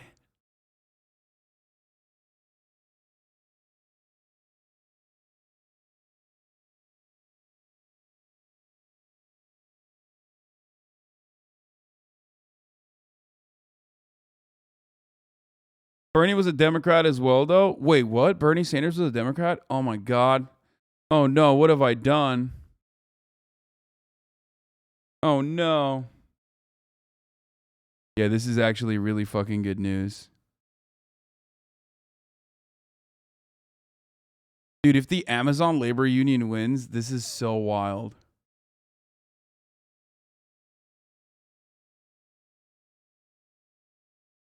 They do represent your interests. You are rich. Yeah, but like, I don't want fucking tax cuts and deregulation, okay? Yes, technically, in my fucking situation, the Democratic Party loves me and absolutely represents my interests. Oh, yeah, I know. We got Georgia news, too. I keep forgetting to mention. Okay? But I don't want that. I want fucking trains, dickhead. I want trains. I want unions. I want fucking healthcare. 1 year with all these frogs and you. I want literally the Democratic Party to do the opposite of what they're doing. Like, I want them to do something, okay? Holy fuck. What happened to the Soviet flag on the background, dude? Dude, what happened to it, dude? I don't know, brother. Maybe it was like fucking too ugly to have with the entire fucking vibes. Don't worry, the Ushanka's still there. Like, I'm not hiding the fucking hammer and sickle in the way that like some fucking dumbass neoliberals think I am. I'm not. Not at all. Trust. No, it's just like fucking red as hell, dude. I'm not gonna have that thing behind me the entire goddamn time. You know what I mean? Yeah, 700 gorillion people dead, bro. Literally have the Ushanka behind me. Like, it's right there. And yeah, I have a fucking way to block the sun now.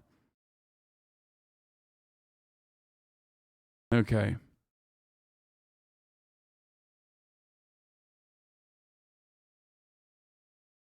Did you just say Russian peacekeepers are being used to stop the Azerbaijan troops from advancing into Armenia? The first few days of the war, but nonetheless, they wanted to show us how they stopped the advance of this column into Kyiv.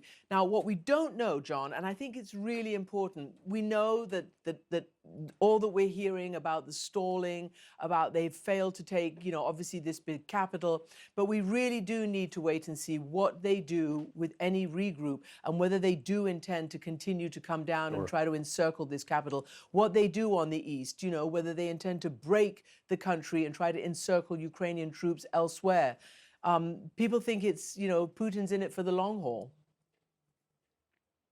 Christiane, I'm really interested by your trip to the outskirts of Kyiv today. What else did you see when you were on the ground there? It's so great to have you there.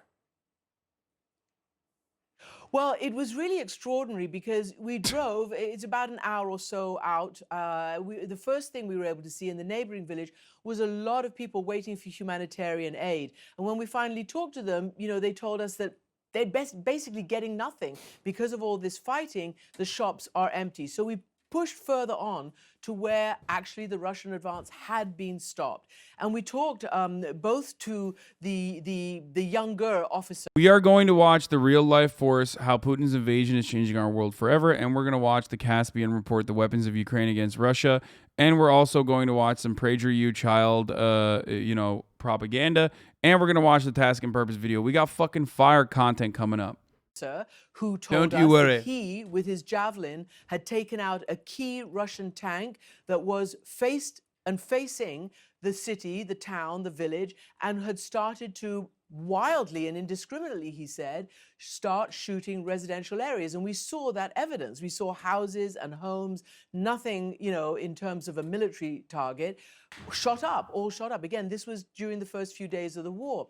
And he just, I mean, the thing is incinerated. The road is just strewn with shells from the heavy machine gun, the 30mm shells all over the floor, plus there are tank shells, plus there's heavy artillery that was used, plus there was shelling from mortars. You can see the rosette pattern on the main floor, on the main road. So there was a lot of attempt by the Russians to take that town and to keep pushing forward. And these were in the initial days when they didn't know that they were going to face resistance. And as I said, we counted 4 armored vehicles. We were told there's another one that we couldn't actually see because it was in the woods, 2 tanks, and they told us all the troops had died, had been killed in this. You know, at one point they told me vaporized. So you know that, and they said the local villagers had buried some of the bodies. We saw trenches. I already ran the ad break. They said to us, we're not just defensive right now. We're planning to go on offensive if we have to push them back. They said they had enough ammo at the moment. They had certainly high morale, high training. And yet I asked them, you know, this is an army that is much more heavily, you know, armed than you are. It's much more powerful than you are. But they were convinced that they can continue to hold out. That's what we saw. Get away from me, woman. Why are you flexing? And I have to say, it is so unusual to see the amount of burnt out military equipment that we keep seeing all over this country. It really is remarkable. Christiane Amanpour in Kyiv, great to have you there. Thank you. Want to bring in the Senate Democratic Whip, Dick Durbin of Illinois, the chair of the Senate Judiciary Committee. He did receive a classified briefing on the situation in Ukraine. Senator, thank you so much for being with us. What did you learn? What have you learned about the situation here in this country? I had 2 important meetings yesterday. The first, as co-chair of the Ukrainian caucus, about a dozen senators, both parties, met with 6 Ukrainian parliamentarians, and they told us their impression of what's happening on the ground. One of them, a woman, her husband is in the fight, and she's in touch with him by telephone. So it's pretty timely information and certainly very credible. And then we followed it with an intel briefing. I think there were over 90 senators in the room. That's amazing around here when you can draw 90 people. It shows the level of interest and commitment by the United States to the people of Ukraine. What I learned was, given a choice, and unfortunately you don't have to make the choice, but given the choice of having dedicated people with courage and resilience fighting on your side who may not have the same level of equipment, you would choose that anytime over demoralized folks who are taking Russian equipment into the battle and running away from it are seeing themselves. Fat defense contracts. Fat oil and gas contracts. Remember. Overwhelmed. My bottom line is this. President Biden has led the NATO alliance and the European Union in a most amazing effort. The Ukrainian people continue to just amaze us with their courage. And I believe that the Ukrainians are going to prevail and the United States is going to stand by their side. No, chatter, I don't have tapeworm. I'm always eating because I'm famished. I'm really hungry because I fuck your mom all night long. And after that, I'm fatigued, so I need to recover from fucking your mom all night long. Get fucked. How much faith, this delegation from the Ukrainian parliament, how much faith were they putting in the negotiations that have been going on between the Russians and Ukrainians? They didn't dwell on that. They understand it's important that we pursue diplomacy to try to end the bloodshed that Vladimir Putin has imposed, but they were dwelling on the resistance and the lives of so many people that they know and love that are at risk every single day because of Putin's terrible, reckless conduct in Ukraine. They want more equipment, and I certainly understand that. And military uses of weapons and ammunition have to be match the challenge that they face from the Russians. Is there any equipment you don't think they should have? Oh, no. And let me tell you at this point, that's an important calculation. We want Ukraine to prevail and to reclaim their home. We do not want World War III. We certainly don't want something worse than that. So it's a delicate balance, keeping the alliance together, supporting Ukraine, going far enough so that Ukraine can prevail, but not so far as Vladimir Putin might take to an extreme. The president has to make that decision every day with our allies in NATO. It is not an easy task.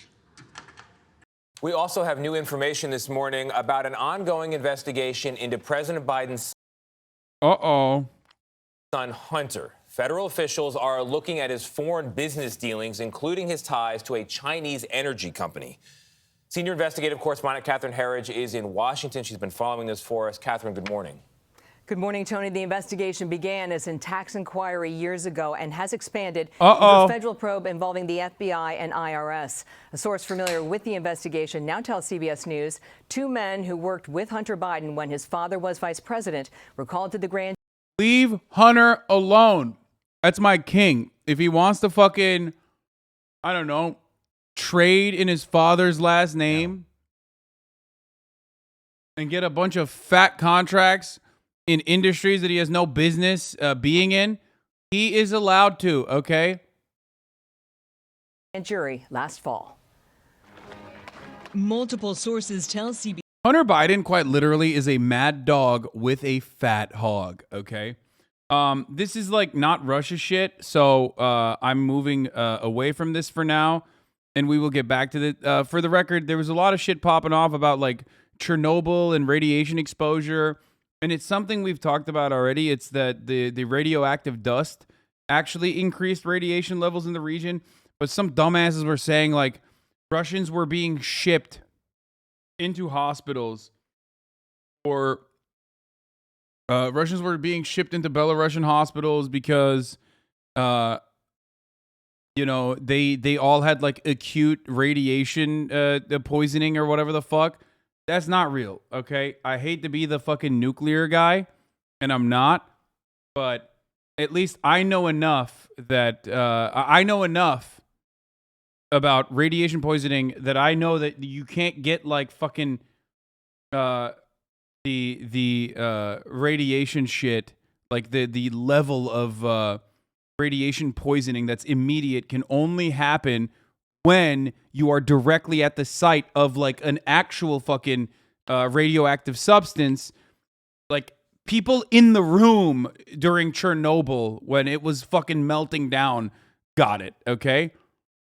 People are not getting that from exposure in 2022. People are only fucking getting what do you call it?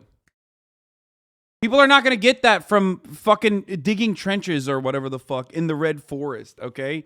It's psychotic. It's just like, yes, you idiot, that's what happened. They were digging trenches in the Red Forest.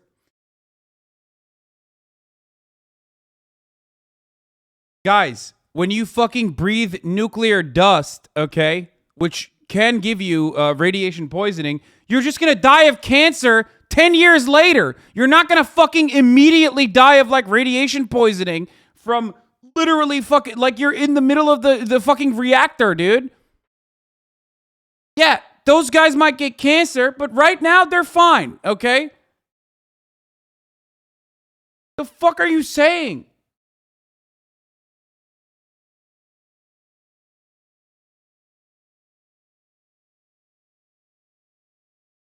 Especially if you're like, listen, especially if you're the type of dude who's like, well, nuclear fallout only lasts 48 hours. You should know better. Yeah, nuclear fallout only lasts 48 fucking hours. Like, and with a meltdown, there might be additional nuclear or radiated substances that they couldn't have gotten to, okay?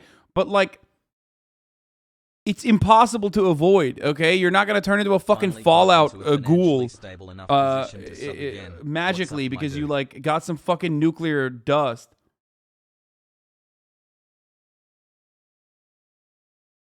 No, radiation is a big deal. You're crazy for thinking that, like,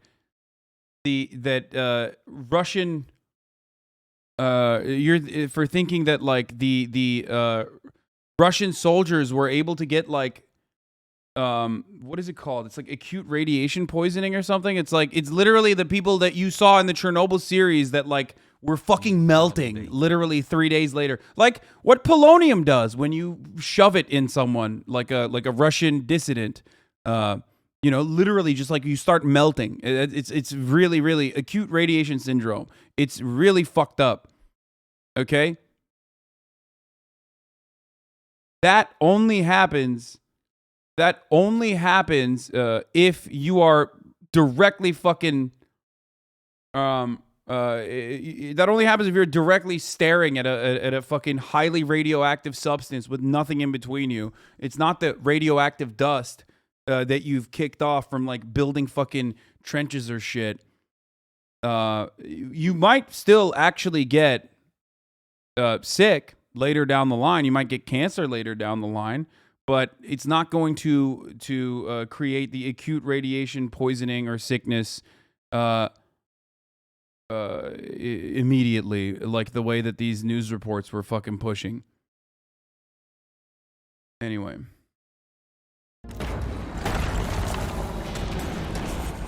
A month into the Russian invasion of Ukraine, and the war has entered a stalemate phase. Or this is a window of opportunity. The Ukraine defense being fully depleted is just one of, I think they mean like the defense industry, like their ability to fucking you know, rebuild tanks and shit like that, or rebuild weapons and shit like that. I think it was just mistranslation because I haven't seen it in any other resource other than that, and it could also be. Or it could literally be like Ukrainians lying so they get more weapons, you know what I mean? On purpose. So they, you know, they understandably need more weapons. So they're like, oh yeah, we're fucking dying. Please give us more weapons. Opportunity for but each it's probably side just to the set up for a factories. checkmate. Okay, enough of the chess analogies. An average infantryman like me is more mentally on par with checkers. In this video, we're going to analyze why this surprise stalemate is happening, where the war might be headed by examining each axis of advance, starting in the north with Kiev and making our way south to the battle in Mariupol. Wait, isn't that where all the Nazis are supposed to be that I keep hearing about? Well, we'll get into that at the end of the video. Today, March 29th. If you see someone promoting that, like, Russian troops got fucking nuclear radiation poisoning and had to be, like, shuttled back to fucking Belarus to be healed, understand that that person is just lost in the fucking sauce. They are no longer offering you any sort of, like, reasonable analysis. They're just lapping up whatever, you know, anti-Russian propaganda they can. The big news is that the Russian Deputy Defense Minister, Alexander Fomin, said Moscow would drastically cut back its military offensive in the area of Ukraine's capital of Kiev. This sounds like great news at face value, but look at what those sneaky Russians are doing with all that artillery power. Instead of shelling Kiev, they started focusing on hitting the towns that encircle the city. So yes, they are technically restraining from attacking the capital while continuing to blast away at the towns that they would eventually need to strategically capture in order to encircle the city. If those towns are taken, then they'll be in a position to checkmate Ukraine. Between yesterday and today, the Russian army shelled Kharkiv, Zabamia, and all of the nearby villages with multiple launch rocket systems and artillery. I don't know about you, but looking at this recent pattern of artillery strikes, it looks like Moscow isn't doing Ukraine any favors like they claim they are in the service of peace, as they say. The Russians get this big headline in the media that makes it look like they're serious about peace, and they get to appear like they're giving up on Kiev, all while they continue to try to level surrounding towns. The situation on the ground is changing so fast that as I'm editing this today, March 30th, turns out the Russian forces have started attacking again. The live map from today shows the clashes are happening in all of the towns on the outskirts of Kiev, and they are technically not shelling the actual capital. I want to talk about how strategically important the town of Irpin is to both sides. When we look at the live conflict map, we can see the heaviest fighting over the past week has taken place here. Today, the mayor of Irpin said 300 civilians and 50 Ukrainian soldiers were KIA, all while Russian soldiers are supposedly scaling back operations in the area according to Moscow. Over half the city has been leveled as of today. The reason it's so difficult for the Russians to capture is because the river that's the fucking French documentary guy. He's using the French documentary dude. I mean, he's not dead. I'm just saying that. You know, I remember. Separates Bucha from Irpin. We can see this town is the perfect choke point for the Ukrainian resistance because it's the last major suburb before entering Kiev proper. This is where they've placed most of their defensive forces. There are 4 major avenues of approach in the city. Most of them have to go over a river, so they've destroyed many of the bridges here, making it difficult for the Russians to advance. So why can't they just go around Irpin and straight into Kiev? That's because the Ukrainian forces would then be able to cut off their supply line right there. Without capturing Irpin, they cannot safely advance into Kiev due to the restrictions of the natural geography. In fact, by looking at the conflict map, we can see that the stalemate is divided entirely along the Irpin River. So they've dug in on the other side of the river while they wait for reinforcements or the results of the peace talks. So the 2 possible scenarios here are that the Russians purposely withdrew from Irpin as they wait for reinforcements. The other possible scenario is that they've been pushed out by the Ukrainian resistance and they no longer have enough troops. So let's take a look at some of the evidence for that case. If you believe the official NATO estimates, then after a month of fierce fighting in Ukraine, 15,000 Russian soldiers are KIA and 30,000 wounded. That means over 10% of the entire Russian military has been destroyed so far. It's difficult to confirm which casualty reports are correct, but we can get an idea by tracking the ambulance buses carrying Russian casualties to the rear through Belarus. There have been many reports on the live conflict map that shows videos of dozens of these buses moving casualties back to the train yards where all of the windows are covered up on these ambulances. Each one of those buses can hold around 50 people, and they're running constantly. So how are they able to predict casualty rates? Well, military analysts can actually do this with some degree of accuracy because there's a direct correlation between certain data points. So for instance, typically in a war, for every 1 soldier KIA, you're going to see 2 or 3 times the amount wounded. For every military officer that's KIA, there's usually about 3 or 4 enlisted soldiers that are going to fall. The fact that Ukraine has provided some proof that at least 7 Russian generals have been killed so far, it gives Western analysts evidence to back up their claim that around 10,000 Russian soldiers are casualties in one way or another. More evidence supporting the theory that Russian forces have been largely destroyed. I don't understand how those buses can hold 50 people. Not to like, I really like task and purposes analysis. Like, I think they're pretty level-headed, but I don't know how the fuck this bus is going to fit 50 people in it. Can it?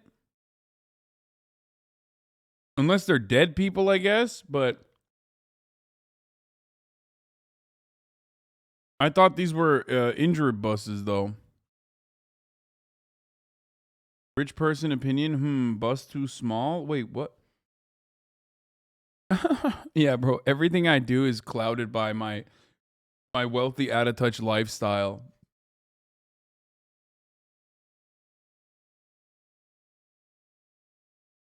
What is this? First charter bus, let's plan. 48 adult passengers per bus. What size is the bus, though? First charter bus.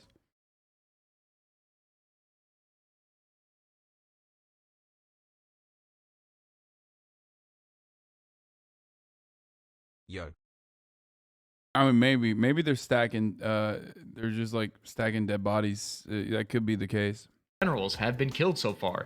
It gives Western analysts evidence to back up their claim that around 10,000 Russian soldiers are casualties in one way or another. More evidence supporting the theory that Russian forces have been largely destroyed and will not be able to have the ability to further advance on Kyiv came to us on March 18th when we saw them digging large earthen berms to hide their tanks and armored vehicles. This was a tactic that we saw used by the Iraqis against the US. Maxar satellite images captured these defensive fortifications and these building operations in towns of Ozera, we know how well they did. Baranskaya, the Anatov Air Base, most of the cities just northwest of Kyiv. Can you imagine for a second just how difficult it would be to dig those 6-foot-high berms in the freezing cold when the ground is like solid ice? Seeing the Russian army hiding behind a berm makes you wonder if the main battle tank concept of World War II, it might finally be obsolete. The main theory supporting that is that 3 new anti-tank weapon systems are responsible for this revolution in warfare that we're living through right now. The Javelin, NLAW, and Bayraktar drone have never been used against a massive armored opponent before at this scale. Digging into the berms will help protect against the Javelin and the NLAW's automatic tracking features, but they can't save you from the Bayraktar drones overhead. However, there is one curious video of a Ukrainian soldier firing the NLAW missile at the top of a Russian T-72 tank, and the missile appears to have no effect on the turret's armor. Do you see how it just kind of fizzles out there? A lot of... I thought it was because it was too short range for it to be deployed. And it just basically hit it with... it didn't blow up. It was too close. Pro-Russian networks are using this video as proof that the NLAW is ineffective against their tanks. But a lot of people don't know about the minimum arming distance of explosive munitions in the military. Yeah, there it is. Minimum distance of 65 feet or 20 meters before it will allow itself to detonate. For safety reasons, to avoid... Person has no clue what they're talking about? No, what do you mean? He was literally fucking infantry. He probably used those weapons before, dude. I mean, I don't know, actually. I don't know if they fucking hand off Javies to like regular army infantry in the same way that they do to like regular Ukrainian people, but thanks for the great streams. I'm sure he's been trained with it and shit. Avoid the operator from getting hit with their own shrapnel from the explosion. This missile is looking out for your best interests. Even if you don't care about you, the NLAW does. According to the Ukrainian General Staff, Russia has not yet given up on their efforts to regroup and assault. The 35th Combined Russian Army, which is in charge of the Kiev assault, is sending back their damaged tanks into Belarus and rotating new ones in, and they've set up a repair base inside of Russia and Belarus. Moscow recently handpicked a commander, Colonel General Alexander Chekhov, to personally command efforts to regroup northwest of Kiev. These are all signals that Russia's not giving up on that territory yet. General Chekhov was in charge of the Russian forces for 2 years of their successful combat operations in Syria. He originally joined the military back when it was still the Soviet Union in 1989, so he's probably down to conquer all the land up to Western Germany. As we predicted, the Russians have started to set up a command post to control all the units that are operating in this sector. Here, there's even video footage released by the Ministry of Defense in Russia that appears to show... Wait. Russia can't even fucking conquer Ukraine. Also, Russia might actually conquer, what, Poland and move all the way into NATO countries and move all the way into fucking Eastern Germany?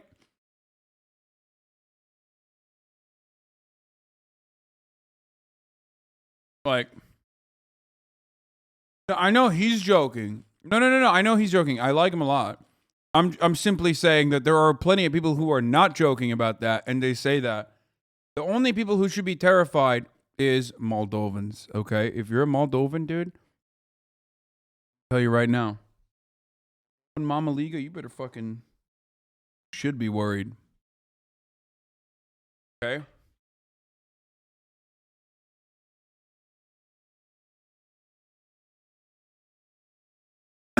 Guys, I know he wasn't being serious. He was just joking. I know. I like to ask him purpose. Shut the fuck up. You don't have to like disprove everything I'm saying, okay? Immediately.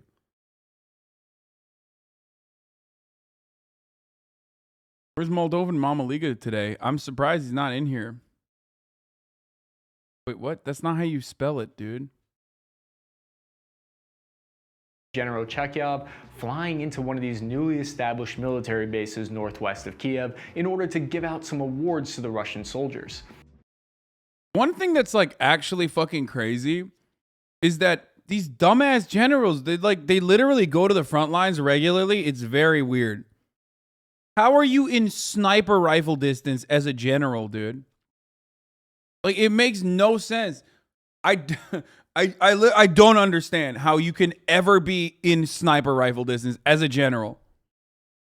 It's very weird. I don't know what the fuck Russians are on. I don't know what the fuck they're doing, where they're just like literally they're headbutting sniper rifle bullets like regularly.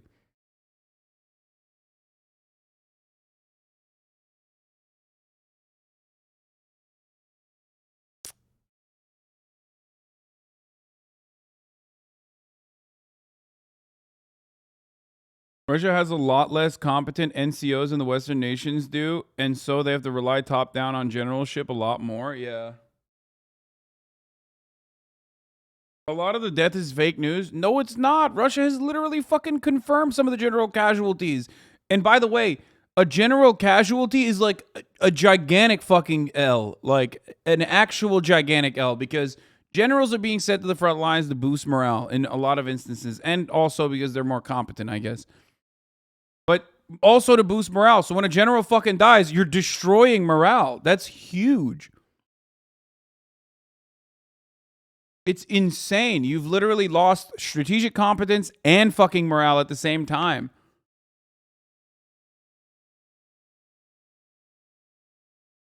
Wild stuff to see. Actually wild stuff to see. I can't recall a general ever KIA when I was in the army. Super rare and demoralizing. Yeah, it's like insane. I mean, also, come on. The American military is not fucking fighting against the American military. The American military only fights against the weapons that they gave 20 years ago, not fighting against literally weapons that they're funneling in right now. You know what I mean? So that's the major advantage there, is that the American military is rarely ever fighting against, you know, an army. Well, you're never fighting against the army with literal fucking air support, too. In the east of Kiev, the Ukrainians pushed the Russian forces out of Brovary over the past week. These are the first tangible signs of Ukrainian armed forces successful counterattacking and taking back land. In the town of Sumy, there are reports of the entire 1st Guards tank army fully withdrawn from Ukraine, which is outstanding news for the resistance because it's known as one of the most advanced and elite units in the Russian military. The 1st Guards army is considered a prestigious unit to be assigned to because it's garrisoned near Moscow and they receive the latest hardware. But this raises the question of, where are they being sent? In the Donbass region, Russian tanks are using a new tactic we've never seen before, where they're flying small drones directly overhead and then they look down at their own tank so they can observe the direction of enemy fire. Here we see a Ukrainian anti-tank missile just barely miss them, and they're able to instantly have eyes on the attack's point of origin. Ukrainian AT gunners can confuse this strategy by attacking from 2 locations simultaneously. In the south, the war is very different, with some cities already entering an occupation phase. In Kherson, Russian forces are creating propaganda videos for their state TV, showing them feeding the population there, while at the same time hitting people with bombs in the other cities. I saw these as vapid propaganda videos because the city has only enough supplies for 10 days, and 1 or 2 Russian military trucks handing out food is theater, it's show. The weird thing to note with— He knows. My man, if there's anyone that knows that better than anybody else, is homie right here. He's done it. You know, as an American infantryman.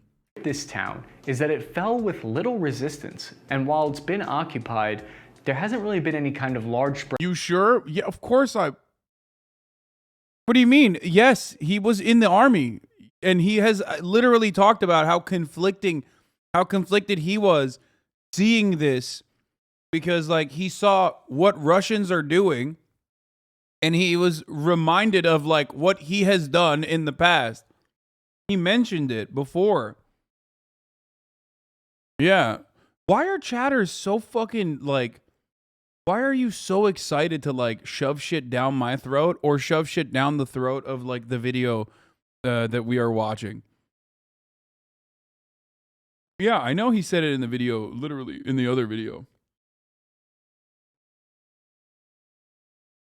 Spread guerrilla warfare resistance that we've kind of predicted.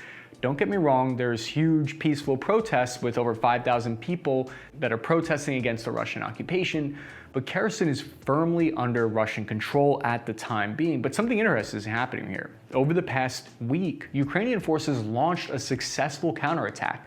We can see how from March 15th to March 30th, the Ukrainian forces have pushed the Russian troops back from Mykolaiv all the way to Kherson. On Tuesday, March 15th, satellite images showed the Ukrainian armed forces were able to destroy Russian attack helicopters that were stationed at the Kherson International Airport. This has caught me by surprise, and it's really impressive that the Ukrainians have been able to do this.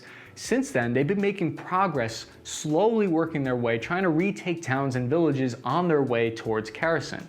This is great news for the Ukrainians, and it's solid proof that the Russian forces are struggling. The only thing that worries me here that no one seems to be talking about is at the same time as the Russians are retreating from Mykolaiv, they made a lot of progress advancing north here.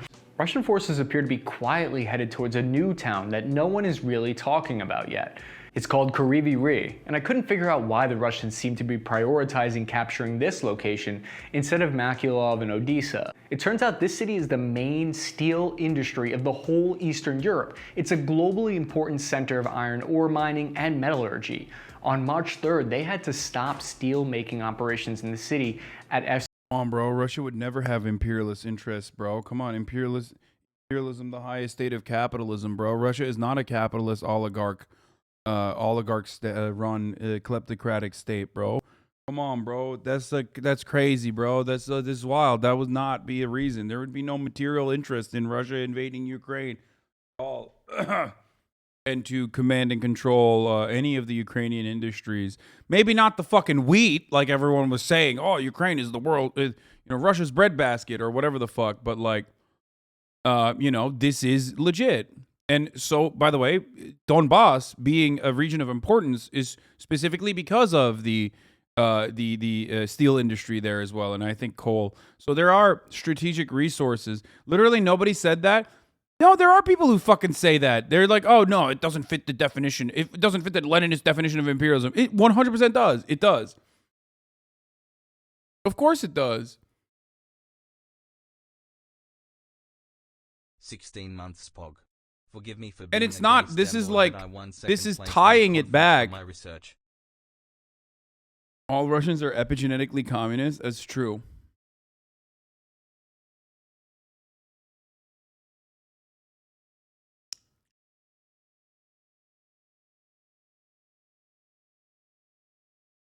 Anyway.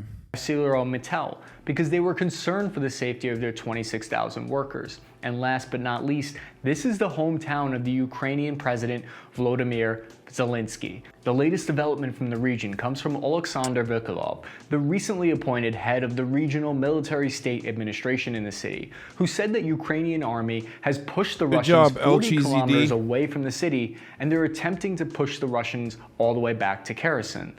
The local mining company, Mantivest, also shuttered their doors on March 12th, but not before first sending some of their huge concrete trucks to block roadways to slow down the Russian advance. Russian sources reported that this is an almost impossible city to capture because the area is littered with minefields and defensive fortifications. They point out that this is brutal of the Ukrainian forces to be mining all these fields where the farmers work. It sounds like the area is littered with mines. This is one of the regions where a lot of the grain growing normally happens. Ukraine provides 14% of the world's wheat, corn, and sunflower oil food products. So experts are worried that this could lead to a global famine. Unless you're China and you... No, we already fucking did that. And also, that's also bullshit too. The typical task and purpose. Ultimately, no matter how fucking woke you are in a lot of issues, when it comes to China, a lot of liberals' brains just shut off. But this is precisely what every single country, including the United States and everyone else, did. As we talked about yesterday. Yeah, Ukraine, how dare you defend yourself? Wait, what? No one said that. No one is surprised that Ukraine, of course, wants to justifiably defend itself from a imperialist force. Continued sacrifice of floppy disks into the well of plenty. Why are they so poor if they provide 14% of worldwide wheat? Too much corruption? What? No. Ukrainian, a lot of wheat is self-produced by nations, but they do export a lot. Ukraine exports a lot to Libya, or Lebanon, Turkey, MENA region countries, okay? But because wheat is such an important resource, most countries just, farm their own, because otherwise it would be devastating if you were tied back to, if it was like directly tied to like Turkey, which gets 90% of its wheat from Ukraine. You'd get destroyed when Russia decides to invade Ukraine. Anyway, but as soon as there was conflict in the Black Sea region, immediately other countries decided to start overproducing wheat for themselves and for others in an effort to export it. And wheat in and of itself, it's not like the fucking, 16th century. Wheat itself is not exactly a resource that is going to, make you a lot of money. And it doesn't even matter. A fuckload of, I don't know, like lithium comes from some of the poorest countries. That doesn't change how poor they are because they're being exploited. Ukraine has always been exploited as well. A similar capacity. Okay. You've spent the last 10 years hoarding grain so that in the event of a war, your country would be fine. Speaking of which, it shouldn't surprise anyone that today, March 30th, the Russian Foreign Minister Sergei Lavrov met with Chinese Foreign Minister Wang Yi and confirmed that they'd be seeking closer ties to rebuff what they see as illegal Western sanctions. What if I told you they've been working together this whole time since the beginning? The only real question is, when will China take a crack at Taiwan? Moving about 300 kilometers to the east in the city of Mariupol. This is the site of some of the worst fighting in the entire war. The city is surrounded by Russian forces and continues to face heavy air and artillery bombardment during the fourth week of... Dude, I don't think China overtaking Taiwan, if it ever even happened, would look like Russia and Ukraine. Like, I don't think the amount of support, guns, weapons, tactical help that America is offering, thanks for keeping me company. America's offering Taiwan would ever be able to, would be enough, I guess. China-Taiwan watchers are the biggest fucking weirdos? Yeah.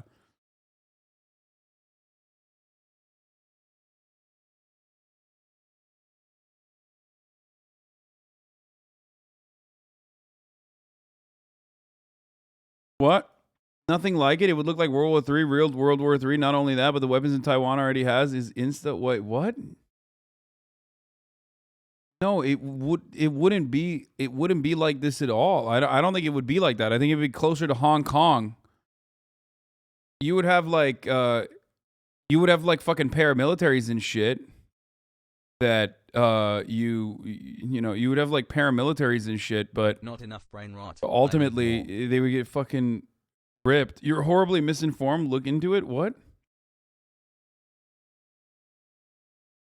I don't think people understand. I don't think people understand the attitudes of the Taiwanese people living in Taiwan towards like China's involvement in their country. It's not as like it's not like, I mean, there's certainly anti-Chinese sentiment, but not to the same degree as like Russian sentiment within Ukraine.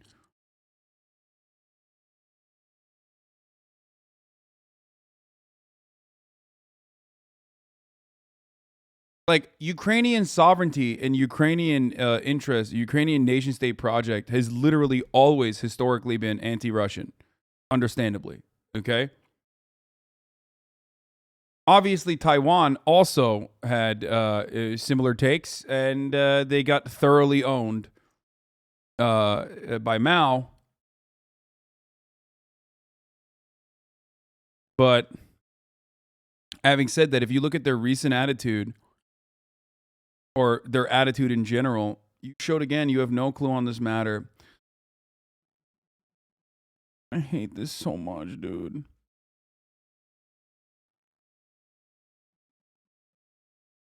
Why? Why do people come in here and just to say that and leave, dude? It's just like they got no, they have nothing.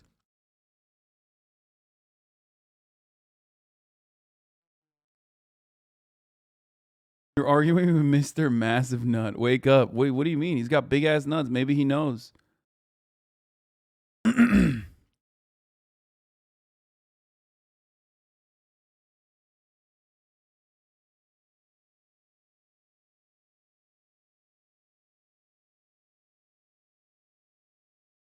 Grave again, Hasan, do it. Yeah, my grave has been dug, dude. I've been fucking thoroughly destroyed because a bunch of dumbass shitlibs cut videos about how fucking bad my takes are, in which they just straight up lie about any sort of nuanced approach that I would have, and just say Hasan loves Russia, Hasan loves Russia, Hasan loves imperialism with Russia, and Taiwan is literally OG China.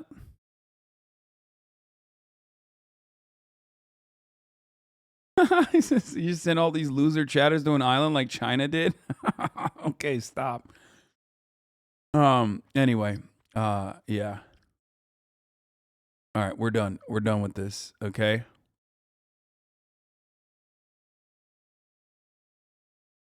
Of the invasion. Over 160,000. Why can't these fucking losers take the America line and just suck China's cock while simultaneously giving Taiwan weapons, but then literally sit there like the little bitches that they are and go, yeah, one, two states, but one nation overall, right? Right? Our Chinese masters, right? Huh? Why can't you also shut the fuck up like Joe Biden shuts the fuck up when he has a conversation with Xi Jinping? Huh? Why can't you? What's up? Have we recognized Taiwanese independence? No. Shut the fuck up. These motherfuckers, like, when I mentioned that, you're like, whoa, dude, what are you talking about? There is literally functionally no difference between the Bing chilling shit that John Cena did and what the American diplomats do on a regular basis when having a conversation with China. Okay? No difference whatsoever. But in the media, we have this different attitude. We're like, hold up, dude. Oh, no. Actually, I'm on Reddit, and I know better. And also that, it's totally, America one day is going to fucking, is going to beef up its defenses in Taiwan, and then China's going to invade Taiwan, and then Taiwan's going to fight back, and then, it'll happen one day.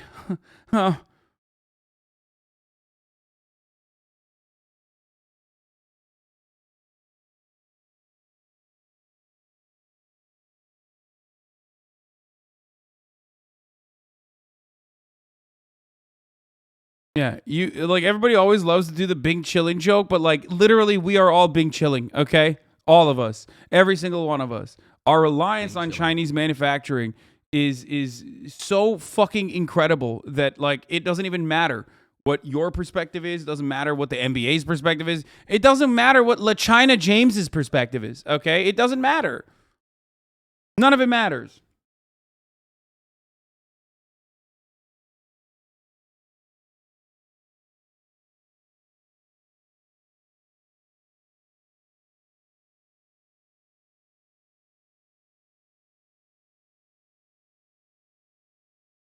People in Taiwan just want to fucking live their daily lives, okay? They want to just survive. Just like the people in Ukraine do, just like the people in Russia do. They just want to fucking live, okay? I hate the American narrative that, like, there's always, like, an underlying, you know, let's take the fucking fight to them directly, and let's do what we couldn't do historically, you know? It's just you're posturing specifically for them. You're posturing for Taiwanese people from America.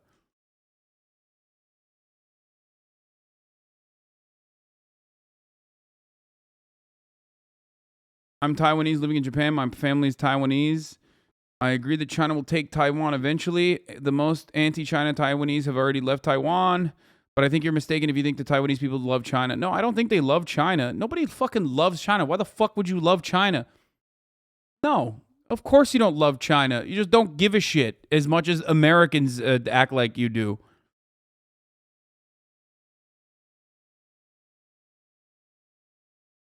At least the studies say that. No one said that. Chill Pasta said that.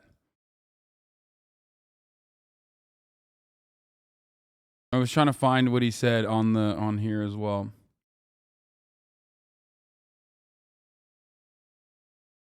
Asian pretending to be Taiwanese.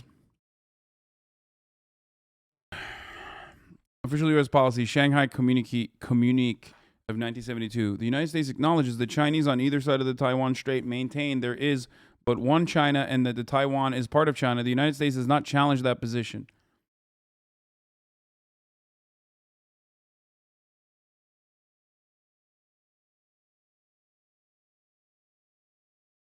Taiwanese, all my family's in Taiwan except for my parents, and everyone just wants to keep the status quo, not war, where Taiwan gets annihilated. Yeah.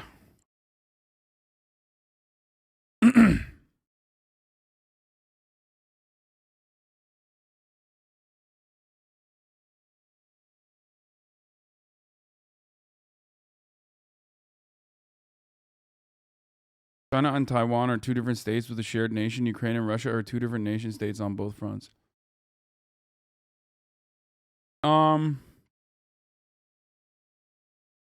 Has Putin resurfaced yet? I mean, yeah. I don't know. I'm dumb. Okay, let's stop talking about this, please. The current Taiwanese government has definitely been a bit more aggressive in their diplomatic language, but yeah, I don't think the Taiwanese people are bloodthirsty for war. I'm Taiwanese American, parents from both Taiwan, and I just want status quo. My aunt is Taiwanese as well, for the record. I mean, it's still anecdotal, obviously, but I'm not pulling the Taiwan information out of my ass. But obviously, fucking chat, it doesn't know or care about that, but that's fine. Obviously, that doesn't mean I have like the complex historical understanding of Taiwan that like the average Redditor the average Redditor knows, because they've read all the fucking they've read all the Reddit posts. They've sucked in all the information.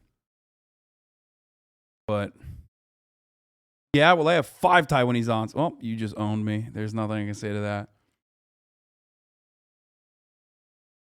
1,000 citizens are still there, and they're without heat in the winter, and over 5,000 have reportedly died from the Russian army's attacks on the city. This is where one of the most controversial Ukrainian units are located, and a lot of you have asked why I haven't really talked about this yet, and part of the reason is because it doesn't support my pro-Ukrainian narrative. Yes, I've avoided talking about the issues so far, but we need to examine the Ukrainian Azov Battalion. Because this is one of the groups fighting here in this town. Wait, I need to understand. Is he about to fucking, is he about to be like pro-Russia? No shot. Azov Battalion is a far-right group that the Russians say are a bunch of filthy old Nazis. And while that might be true, there are only about 1,000 of them. They're not originally even an official part of the Ukrainian military. Okay, bro. I mean, homie was in Iraq, okay? He knows how Nazis operate within the ranks of the American military, I'm sure, okay? That would have been a more honest take than oh man, there's just a couple thousand of them. It's not a big deal. Like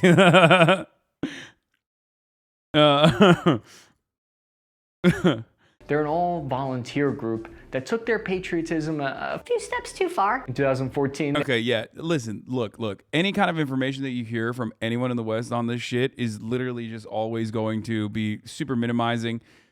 at this stage, it's not as damaging anyway. Like, obviously, at this stage, Russian invasion is the first and foremost most important thing. Leading up to the Russian invasion, of course, the Azov Battalion was damaging, and of course, in the aftermath of the Russian invasion, when it ends, it's going to be really, really fucking bad. But currently having this conversation over and over again, or at least talking about just Azov Battalion, saying they're just volunteers, saying they're only 1,000 guys, it's bullshit. You'll see. Okay, it's not just the Azov Battalion; it's Ukrainian nationalism, and how long it's gone unaddressed, unexamined, and how much it's been able to fucking take hold in not just Ukrainian politics, but like obviously, like how much has been overlooked and shit. Love you, Hasan. Keep up the great work. There's no reason to constantly talk about it, though. They were officially integrated. And who is propping them up? National Guard of the Ukraine, and they've been accused of assaulting Ukrainian citizens in the area that don't look like them. It's estimated that about 20% of the Azov Battalion recruits are Nazis. The reason the Ukrainian military... By the way, that's literally, you know the old saying, if there's one Nazi at a table eating with 10 people, you have 11 Nazis. The Azov Battalion has said openly, like, we got 10 to 20% are Nazis, but like, we just have a difference in agreement. No, they're... Not only is the entire fucking battalion Nazis, get the fuck out of here, holy shit, they're saying 20% are self-admitted openly Nazis. And secondly, it's not just 1,000 people. It is a collection of multiple different groups. Azov is just the most popular one that everybody hyper-focuses on and talks about. Because it was dumb enough to literally put a Wolf's Angel in their fucking patch, in their battalion logo, and the Black Sun, which they deleted. And then they just put just the Wolf's Angel, which is still incredibly fucking stupid. But... military is probably looking the other way right now is because they really need the Azov Battalion's help in Mariupol. But it's important to note that the unit denies that they adhere to that ideology, even if they do seem to...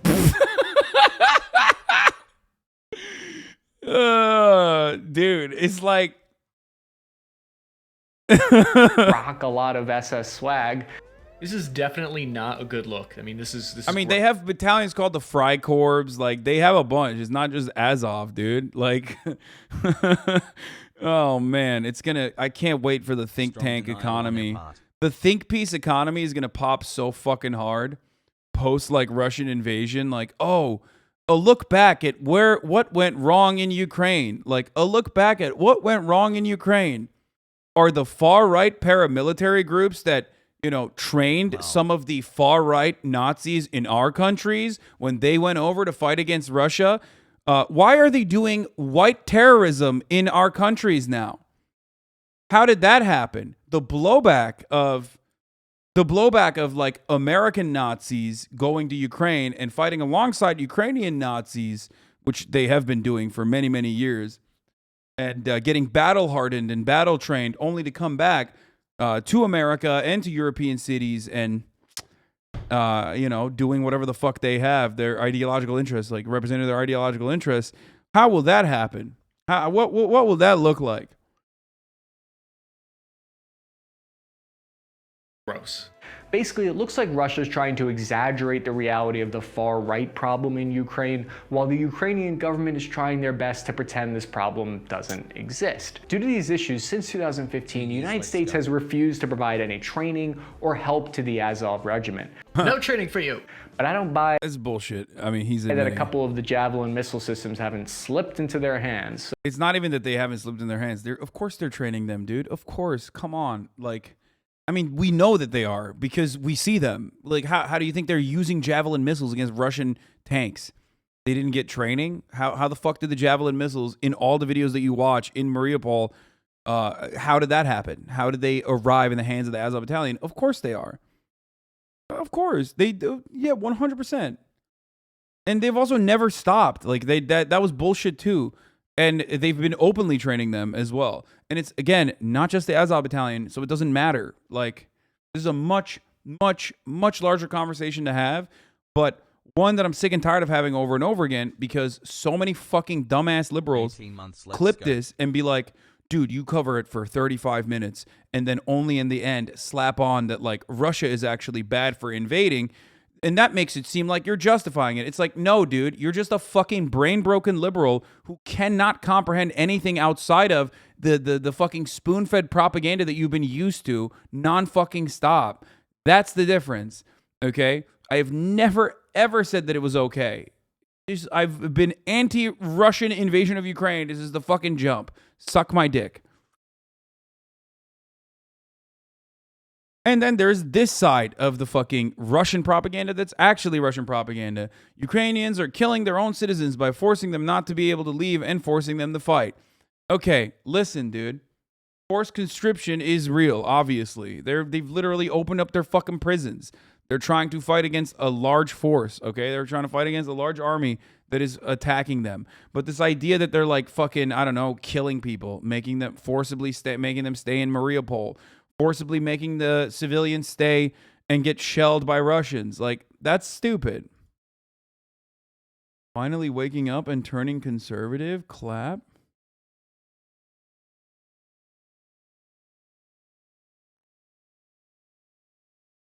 It's the conservative position to say that, like, arming white nationalist militias is going to have demonstrable blowback as it has before. That's the conservative position? Since when? So, yes, there is some truth to the idea that there are some unsavory characters operating inside of Ukraine, but just because a country isn't perfect doesn't give Putin the right to invade Ukraine, and it's clear he's using it as an excuse. It reminds me a little of how the U.S. used Islamic extremism as an excuse to invade Iraq. I love this guy. Look, he's right. I mean, I've said this as well.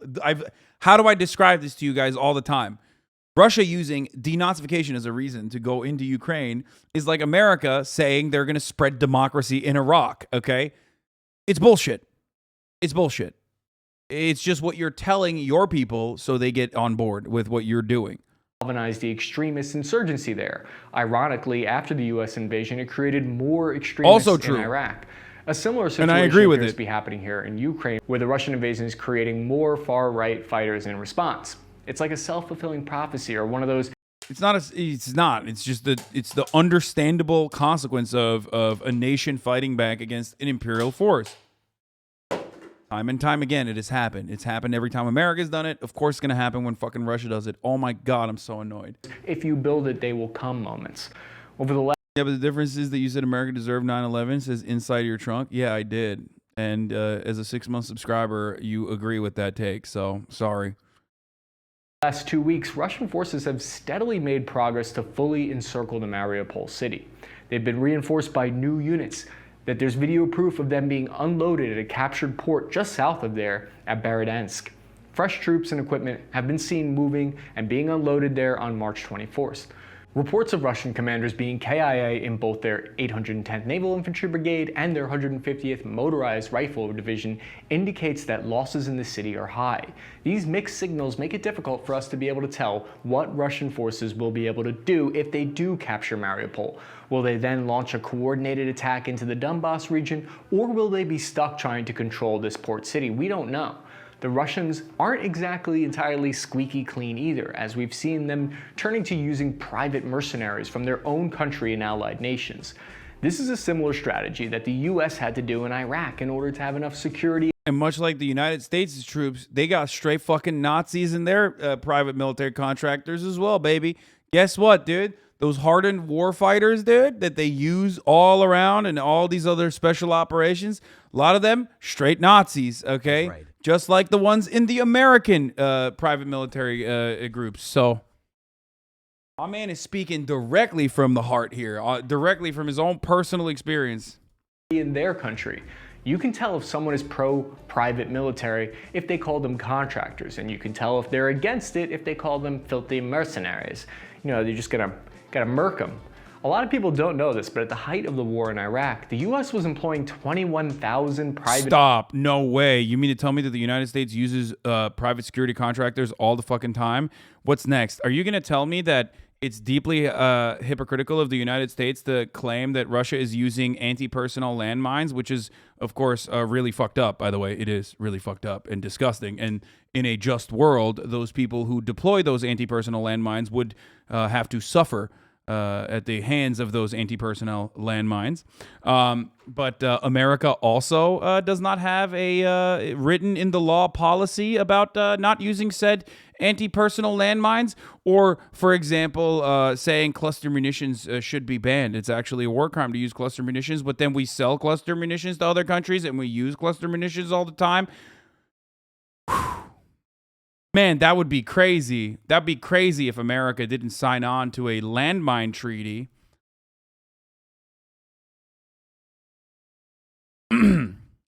Sorry. It's also deeply hilarious when America says, we have to fucking literally, take these Russian guys over to the tribunal and have an international criminal court tribunal for their war crimes.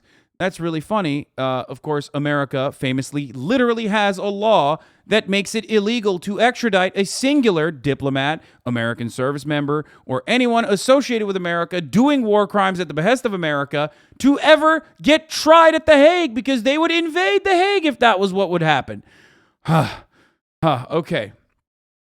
So that's why I use this as an opportunity for a lot of you to justify a lot of your justifiable anger towards Russia to just, use that same energy against America, okay? Because we're Americans here, motherfucker. That's, we theoretically are supposed to be able to do something about this, which we can, of course.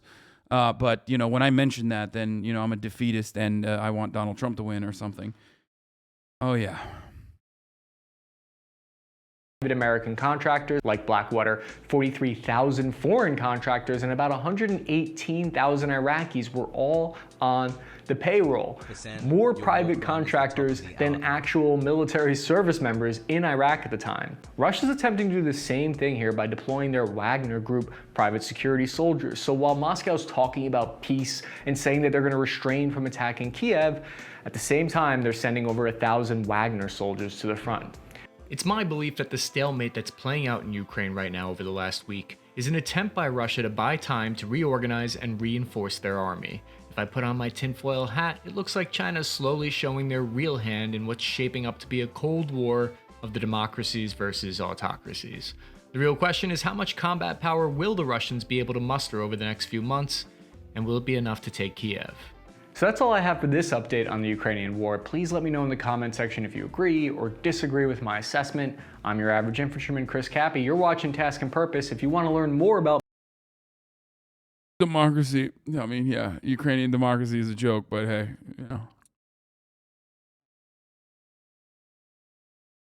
What's not a joke, however, is the top of the hour ad break, where at the top of the hour, I serve you a 60-second ad break before moving on to yet another wonderful video, how Putin's invasion is changing our world forever. And if you no longer want to see those ads at the top of the hour, all you need to do is subscribe. You can do that for $5. You can do that for free with a Twitch Prime. By connecting your Amazon Prime account to your Twitch account, you get one free Prime subscription a month. You can also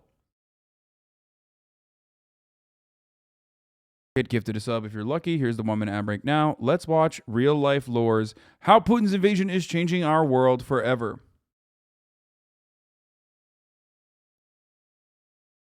Good one, Malone Brown. Brown dick in your mouth. Sounds better, though.